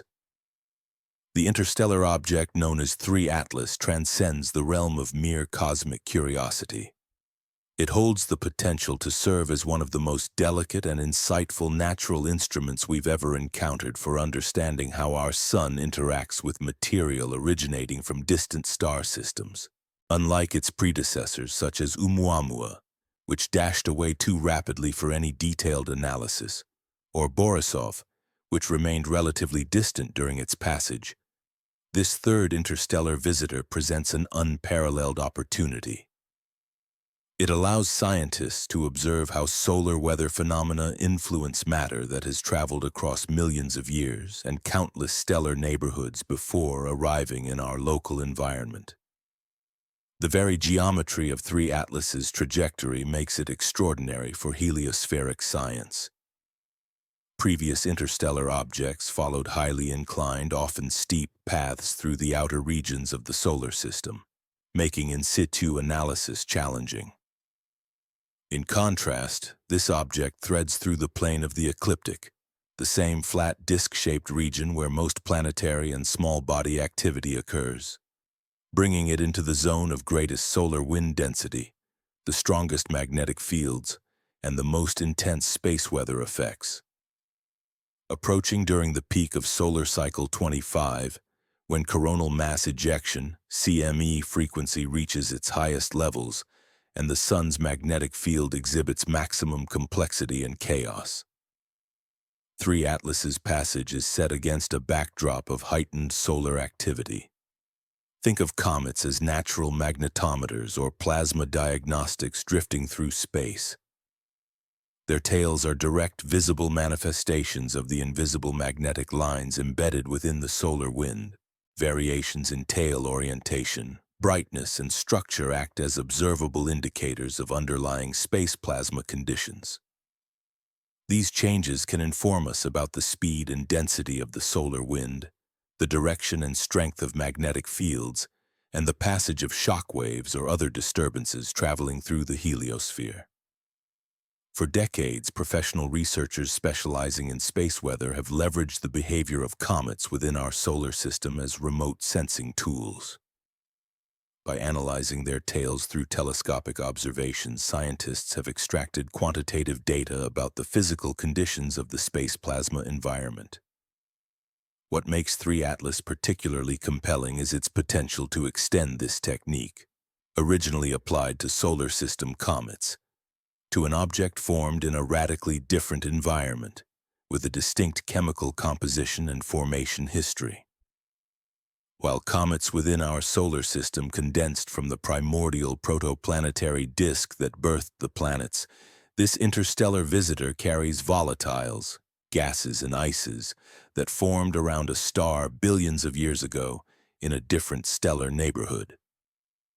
If the Sun's coronal mass ejections influence its behavior, we are witnessing perhaps the first documented instance of its magnetic field interacting with matter from another stellar system, opening an entirely new window into understanding stellar and planetary system evolution. The upcoming flyby of 3 Atlas past Mars on October 3rd offers a unique observational geometry that ground-based telescopes simply cannot replicate. Both the European Space Agency's ExoMars Trace Gas Orbiter and NASA's Mars Reconnaissance Orbiter are positioned to observe this interstellar object from approximately 0.19 astronomical units away, roughly 28 million kilometers. This proximity allows for viewing angles and resolutions that are otherwise impossible from Earth-based observatories, which must contend with atmospheric interference and less favorable geometry. The Mars Reconnaissance Orbiter's high-resolution camera, designed for detailed surface imaging, is expected to achieve spatial scales of about 30 kilometers per pixel when aimed at 3 Atlas. Although this resolution cannot resolve surface features of the nucleus itself, it might distinguish whether the object's core is a dense compact condensation or an extended diffuse coma, an atmosphere of gas and dust that surrounds the nucleus, offering clues to its physical state. Such observations, combined with spectroscopic and other remote sensing data, could reveal how solar activity influences the object's behavior and structure, and perhaps even unveil its chemical makeup, giving us a rare glimpse into matter formed around another star billions of years in the past. Crucially, the combined efforts of orbiters around Mars and terrestrial telescopes will enable precise parallax measurements that surpass what is possible from a single vantage point. These measurements are essential in accurately determining the interstellar visitor's physical dimensions and activity levels, offering a level of detail unattainable through solitary observations. Moreover, the deployment of spectroscopic instruments aboard Mars-based platforms adds a vital layer of scientific insight. The ExoMars Trace Gas Orbiter, equipped with advanced spectrometers, is specifically designed to detect trace gases within the Martian atmosphere, but its capabilities extend to studying passing celestial objects as well. During the closest approach of 3I Atlas, these instruments could potentially identify and analyze specific molecular emissions, such as cyanogen, CN, carbon monoxide, CO, carbon dioxide, CO2, or other molecular species. Such detections would provide direct and compelling evidence of the visitor's chemical makeup and composition. By examining these molecular signatures, scientists could determine how solar heating during its passage liberates volatiles, ices and gases stored in the interstellar object, from its icy interior, revealing vital clues about its origins and physical conditions. Meanwhile, ground-based observatories across the globe continue to coordinate comprehensive observation campaigns through the auspices of the International Astronomical Union's Minor Planet Center and a wide network of professional astronomical organizations. Their overarching goal is to achieve a thorough, multi-wavelength monitoring of the interstellar visitor. This includes tracking its brightness variations, spectroscopic changes, and morphological evolution as it responds to the fluctuating environment of solar wind and solar radiation during its inbound trajectory. Contributions from amateur astronomers are especially critical in this context. Equipped with modest telescopes, CCD cameras, and a dedicated observational spirit, they provide invaluable data, such as visual magnitude estimates, high-precision photometry, and detailed imaging, that fill in temporal gaps that professional observatories focused on multiple targets cannot cover continuously. These continuous high-resolution observations are vital for detecting short-term variations in brightness and activity, which could correlate with specific space weather events or solar wind fluctuations, thereby enriching our understanding of the dynamic processes at play. The precedent for studying dramatic interactions between coronal mass ejections, CMEs, and comets is exemplified by decades of solar system observations, especially the notable event in 2010, when the European Space Agency's stereo satellites documented a CME causing the complete disconnection of Comet Encke's ion tail. This phenomenon vividly demonstrated the violent and energetic nature of magnetic reconnection, the process where magnetic field lines violently realign and release enormous amounts of energy between solar plasma and cometary material. Such events, observable through spacecraft imagery and analyzable via plasma physics models, provide a benchmark for understanding similar interactions with interstellar objects. Should 3I Atlas undergo comparable tail disconnection events, these would offer groundbreaking insights into how solar magnetic fields interact with matter originating outside our solar system. Differences in chemical composition between the volatiles native to the solar system and those from interstellar space could lead to distinct ionization patterns, magnetic coupling efficiencies, and reconnection behaviors, fundamental plasma physics phenomena that are otherwise difficult to study under terrestrial laboratory conditions. Beyond these space weather interactions, 3I Atlas carries within its structure isotopic signatures inherited from its original stellar environment. These embedded signatures could unlock secrets about stellar nucleosynthesis, the processes of element formation within stars, as well as patterns of supernova enrichment and the broader chemical evolution occurring across different regions of our galaxy. When solar heating finally penetrates its surface layers, it will induce sublimation of these ancient, preserved volatiles, providing us with a rare, close-range spectroscopic window into interstellar material that has remained unchanged for millions or even billions of years. This unique opportunity to analyze such primordial matter directly not only deepens our understanding of the physical and chemical conditions in other stellar systems, but also enriches our broader comprehension of the galaxy's evolutionary history. As the interstellar object journeys through a variety of space weather environments, transitioning from the relatively tranquil expanses of interstellar space to the tumultuous activity near solar maximum, it presents a unique, natural laboratory for understanding how cosmic radiation and magnetic fields influence material over cosmic timescales. This passage offers a rare opportunity to investigate whether extended exposure to cosmic rays over millions of years has subtly altered the visitor's chemical makeup, its physical structure, or the content of volatile compounds when compared to comets originating within our own solar system. Advanced radio astronomy techniques could play a pivotal role in this analysis, as they enable the detection of molecular line emissions that reveal the internal temperature distribution, rotation rates, and patterns of outgassing, all critical for understanding how solar heating affects the nucleus as it begins to warm during its journey inward. Moreover, very long baseline interferometry, a technique that combines signals from multiple radio telescopes spread across vast distances, might resolve fine structural details of the coma surrounding the object. Such observations could determine whether the nucleus is a singular, solid entity or a loosely assembled collection of smaller fragments held together by weak gravitational bonds, an insight essential for assessing its physical integrity and formation history. The timing of this object's observational campaign aligns with recent advances in space weather monitoring and sophisticated modeling capacities that were unavailable during previous encounters with interstellar visitors. Real-time measurements of solar wind, gathered from multiple spacecraft positioned throughout the solar system, combined with advanced magnetohydrodynamic models that simulate the propagation of coronal mass ejections, now provide invaluable context for interpreting any observed changes in the visitor's behavior.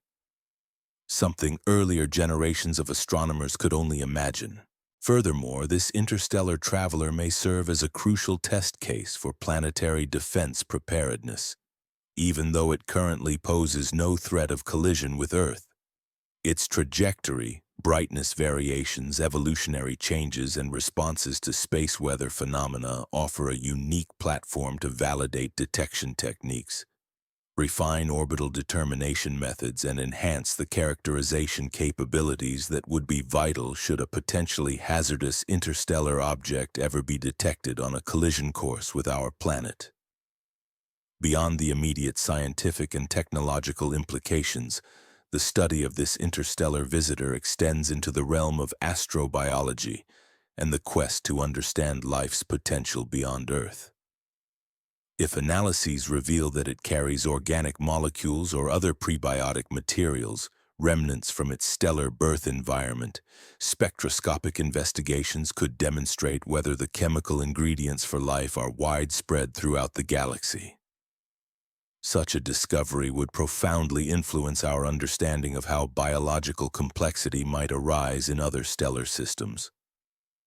The extended observability of this object into early 2026 ensures that scientific investigations can continue well beyond the initial excitement of its flyby past Mars, with perihelion occurring on October 29th and its closest approach to Earth projected for December 19th. These multiple observational windows will allow scientists to monitor how the object evolves under changing solar heating conditions, gathering data on its physical and chemical responses over time.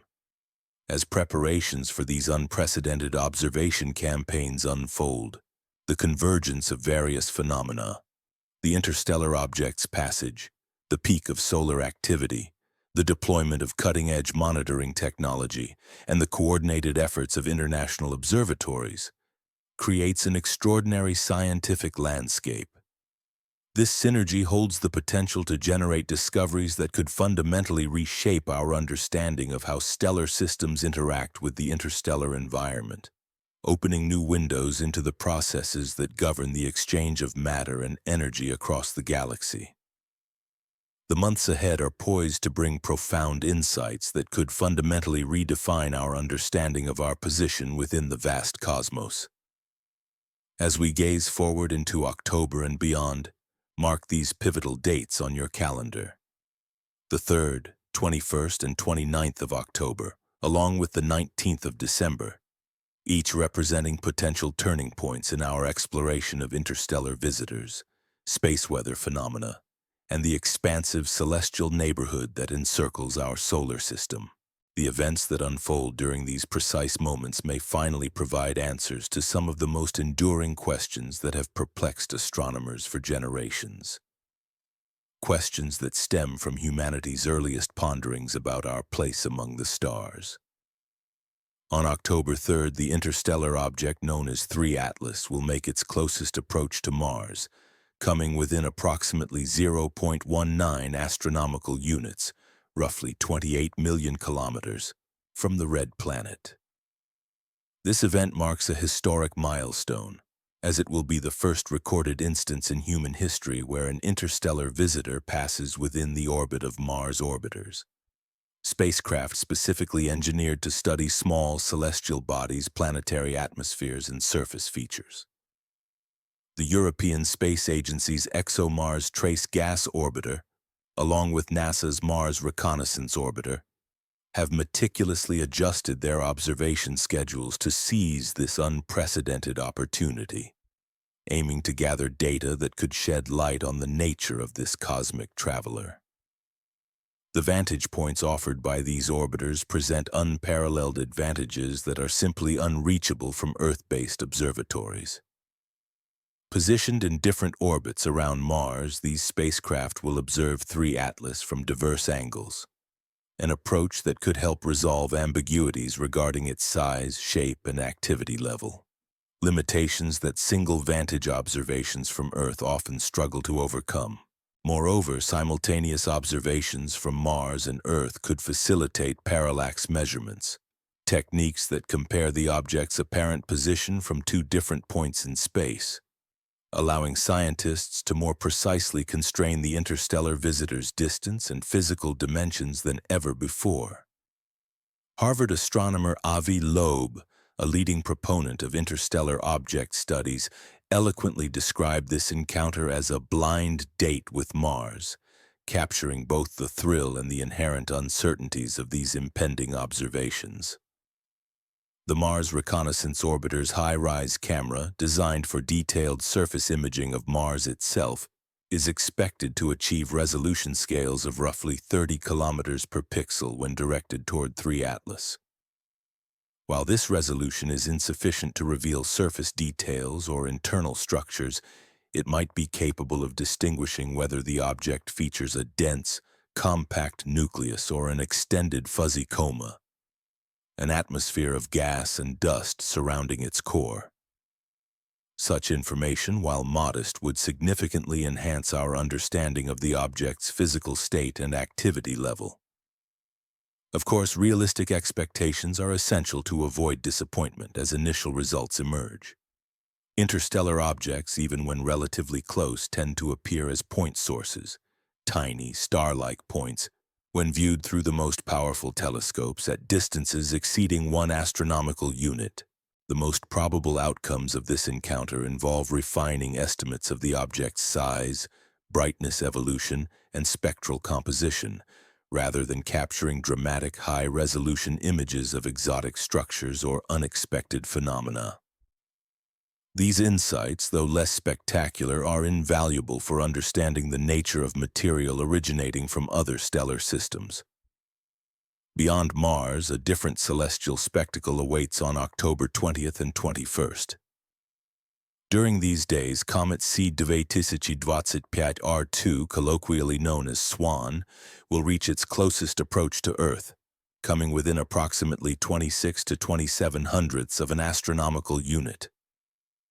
This proximity promises a spectacular display, especially because the timing coincides with a new moon phase, which minimizes lunar illumination and enhances the darkness of the night sky. Additionally, the event will coincide with the peak of the annual Orionid meteor shower, a celestial phenomenon created by debris from Comet Halley intersecting Earth's orbit, offering a rare opportunity for observers to witness multiple phenomena simultaneously. This confluence of events, Comet Swan's approach, the new moon's darkness, and the Orionid meteors, creates ideal viewing conditions for skywatchers worldwide, whether amateur or professional.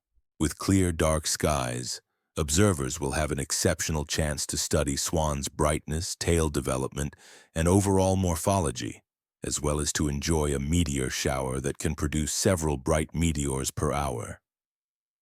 The upcoming weeks promise to be a remarkable period for celestial observation, filled with opportunities to witness both the remnants of our solar system's formation and the passage of an interstellar visitor from beyond our galaxy.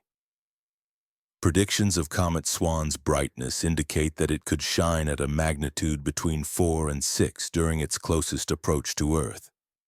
Such brightness levels would make it readily visible to the naked eye under dark sky conditions while offering spectacular views through binoculars or small telescopes.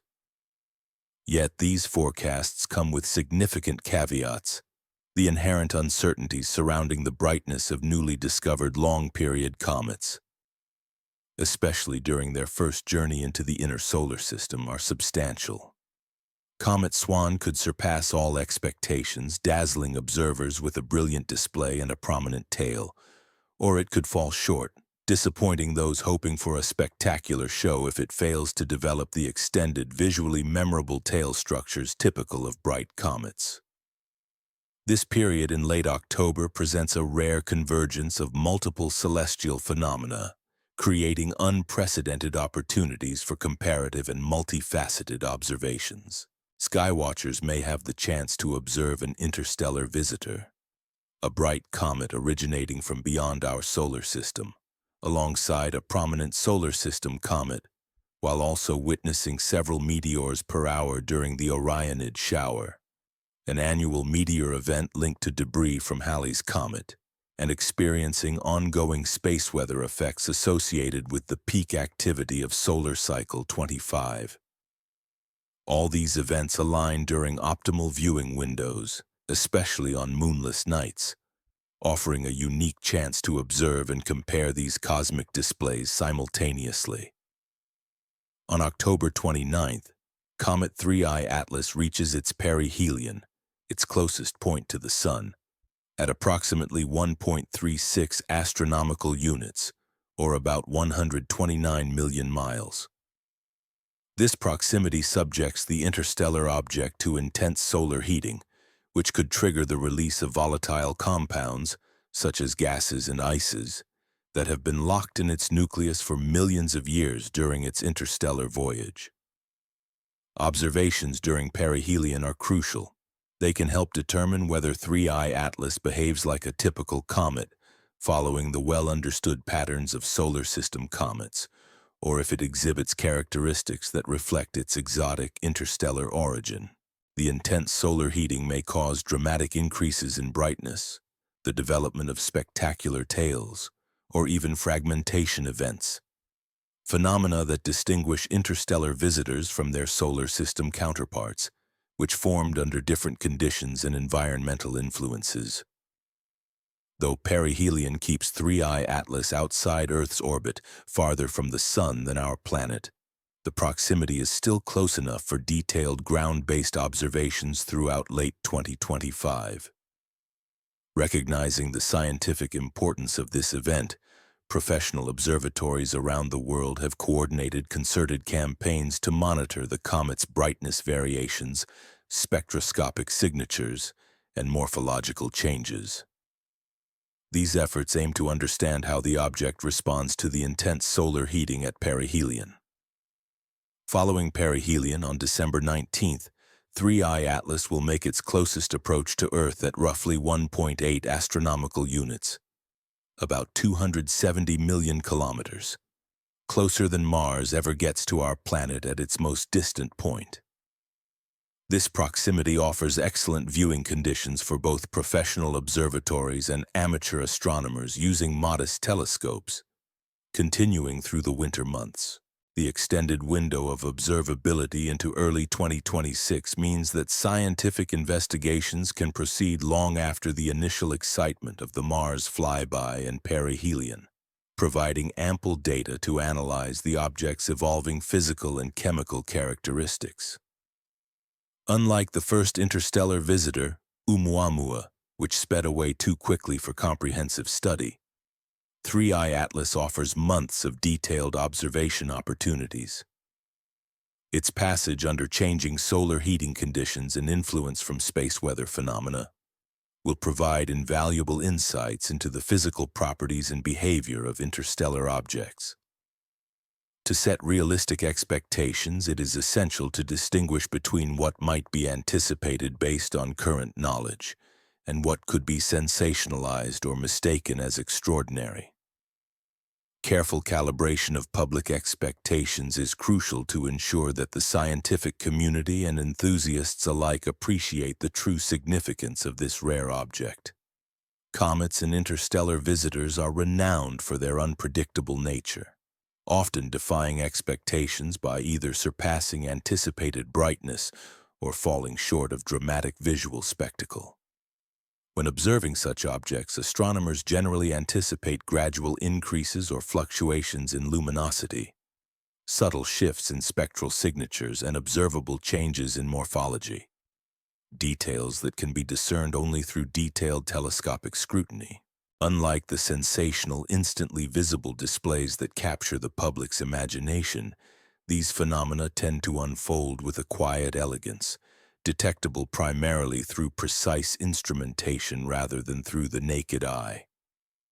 Professional astronomers and astrophysicists utilize advanced imaging techniques to uncover the intricate structural details of cometary coma, the glowing envelopes surrounding the nucleus, and the formation and evolution of tails, which respond dynamically to variations in solar wind and magnetic activity.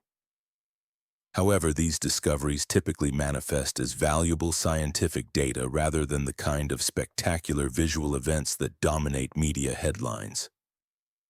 The most profound insights often come from spectroscopic analysis, which can reveal the chemical makeup of the comet's material, including isotopic ratios and the abundance of volatile compounds, information that deepens our understanding of the object's origins and composition. These subtle but critical details tend to be overshadowed by the allure of dramatic transformations, yet they hold the key to unlocking the physical and chemical histories of these wandering celestial bodies. Meanwhile, monitoring of space weather remains an ongoing, high-intensity effort, especially as solar cycle 25 continues to exhibit its peak activity levels through the latter part of 2025 and into 2026. This period of heightened solar activity increases the likelihood of significant geomagnetic disturbances on Earth and in the vicinity of other planetary bodies. The Russell-McFarlane effect, a phenomenon linked to the Earth's magnetic field orientation during the autumn equinox, further amplifies the probability of intense space weather phenomena. During this season, the probability of spectacular auroral displays, commonly known as the northern and southern lights, rises markedly while technological systems, including satellite operations and power grids, face increased risks from energetic particles and magnetic storms. The United States Space Weather Prediction Center persistently monitors solar activity through a network of satellite instruments and ground-based observatories. Their Enlil model continuously tracks the propagation of coronal mass ejections, massive clouds of magnetized plasma expelled from the sun's corona, across the heliosphere, providing forecasts about when and where these solar storms might interact with Earth's magnetosphere, Mars orbiters, and the trajectory of the interstellar object designated 3I Atlas. Enthusiasts involved in aurora photography and space weather observation are advised to stay alert for alerts indicating G-scale geomagnetic storms, which can cause visible auroras at unexpectedly low latitudes, as well as for solar radiation events and radio blackouts that could disrupt communications and navigation systems. The confluence of the solar maximum and the favorable geometric alignments during the equinox season creates an opportune window for observing spectacular space weather phenomena. These conditions are expected to produce striking displays of auroras and potential technological disruptions throughout October and November, adding a dramatic backdrop to the ongoing celestial and terrestrial activities. In seismic activity, monitoring in Venezuela continues closely, as aftershock sequences from the magnitude 6.2 and 6.3 earthquakes that struck in late September continue to evolve. Seismological agencies maintain ongoing surveillance of regional seismicity, recognizing that despite advancements in understanding, there are no reliable scientific methods currently capable of predicting whether larger earthquakes might occur within short time frames. The tectonic complexity of the Caribbean and South American plate boundary, characterized by multiple fault systems, ensures that the region will continue experiencing earthquakes at irregular but inevitable intervals over geological timescales. Given this reality, it remains critical for authorities and communities to base their building codes, emergency preparedness strategies, and public safety protocols on well-established seismological knowledge rather than speculative hypotheses linking space weather or astronomical events to seismic activity. As the seismic sequences unfold, ongoing observations and data collection are essential for understanding the underlying fault mechanics and potential risks. Simultaneously, the monitoring of stellar explosions, novae, continues for both V-1935 Centauri and V-79-94 Sagittarius. These stars are currently in the phases of their characteristic brightness decline, following the explosive outbursts that signaled their thermonuclear detonations. Tracking these objects involves detailed observations of their evolving luminosity, spectral signatures, and morphological features, which provide insights into the physical processes driving nova eruptions, as well as the composition and dynamics of their ejected material. Astronomers, both professional and amateur across the globe, diligently contribute detailed photometric and spectroscopic data, shedding light on how nova phenomena evolve over time, spanning months and even years after the initial burst of thermonuclear fusion. These collective efforts are orchestrated through standardized observation protocols coordinated by organizations such as the American Association of Variable Star Observers, which ensure that data collected by different astronomers, using diverse equipment, can be meaningfully compared and combined to build a coherent understanding.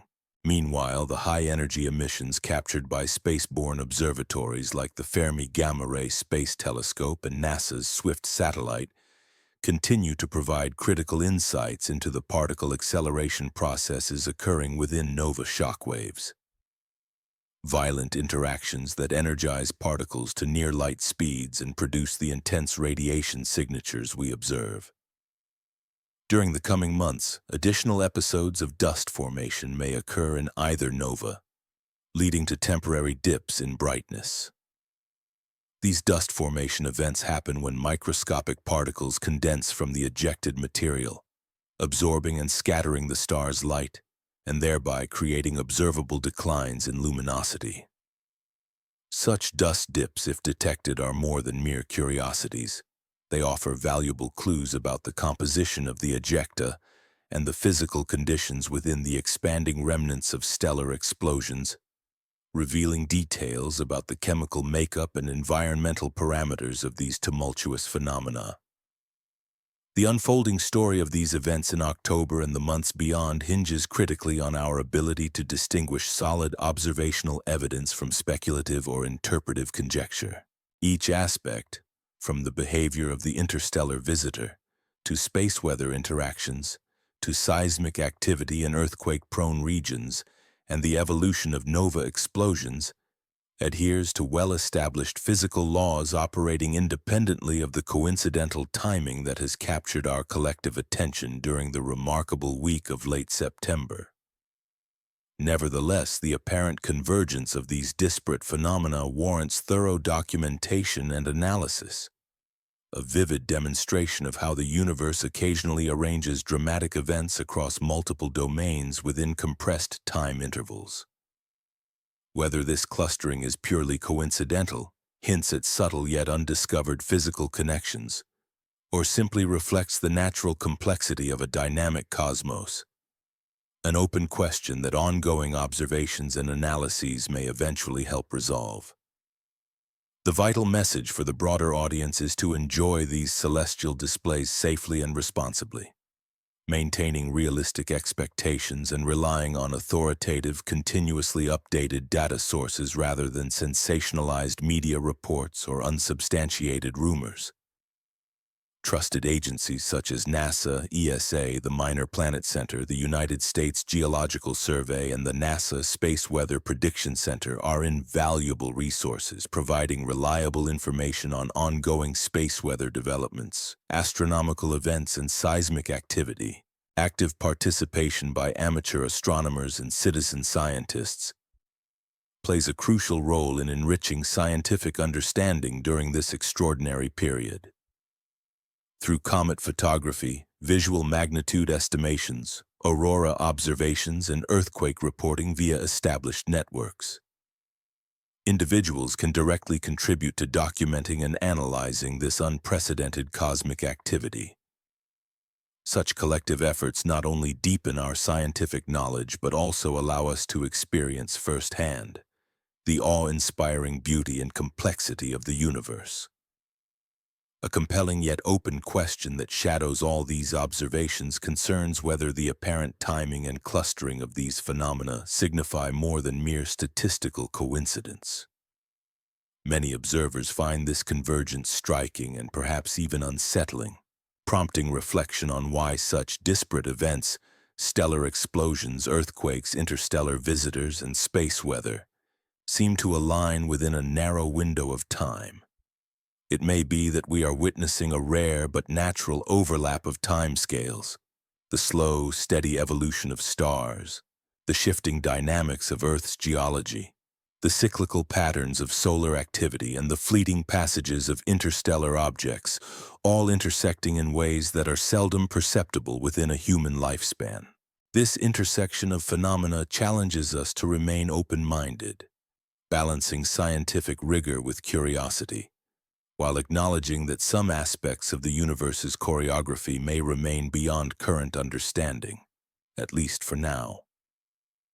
The potential for future insights extends well beyond the immediate observations of October. Once data from Mars orbiter missions, perihelion spectroscopic analyses, and extended monitoring campaigns are fully analyzed, we will have a clearer picture of what has truly transpired. Our approach will be rooted in empirical evidence, focusing on what has been observed rather than what we might imagine or predict. This distinction between direct observation and interpretative speculation is fundamental to the integrity of scientific inquiry, ensuring that conclusions are built on reliable, verifiable data. Determining the significance of this extraordinary convergence of cosmic phenomena may ultimately take years of meticulous, disciplined analysis. Scientists will need to sift through the data carefully, discerning authentic physical relationships from mere coincidence, separating well-established scientific principles from unverified hypotheses, and distinguishing genuine patterns from the human tendency toward psychological projection. It's important to recognize that what we are witnessing is not simply a series of isolated events, but rather a remarkable nexus that spans vastly different scales. From the violent outbursts of distant stars and supernova, to seismic upheavals beneath our feet, and the passage of an interstellar object threading through our solar neighborhood. This convergence serves as a profound reminder that we inhabit a universe far more dynamic, interconnected, and complex than our everyday experience typically reveals. While our daily lives often focus on local phenomena, the universe continuously demonstrates a grand tapestry of activity, an ongoing symphony of creation, destruction, and interaction across scales and domains. The acknowledgement of this interconnectedness should be reflected in our scientific and cultural narratives, recognizing the inherent uncertainty woven into such phenomena while also celebrating the extraordinary human capacity to observe, measure, and seek understanding. Our collective ability to explore these cosmic events through technological innovation, rigorous inquiry, and shared curiosity underscores a fundamental truth. We are living in an unprecedented era. The capacity for detection and analysis across multiple domains of space and time was unimaginable for any previous civilization, and it is a testament to human ingenuity and perseverance. Whether these phenomena are interconnected through some hidden cosmic mechanism or are simply coincidental remains to be determined. But what is certain is that we are witnessing a pivotal moment in our understanding of the universe. Ultimately, the most profound realization may not lie in establishing direct causal connections among these events, but in acknowledging that we are part of a universe that continually surprises, inspires, and humbles us. We are the first generation in human history equipped with the ability to observe and interpret these converging occurrences in real time, an achievement that transforms our perspective from passive observers to active explorers of the cosmos. This perspective, possessing both humility and awe, offers a new lens through which to view our place in the vast, intricate web of existence, a web that is ever unfolding with ongoing creativity and wonder.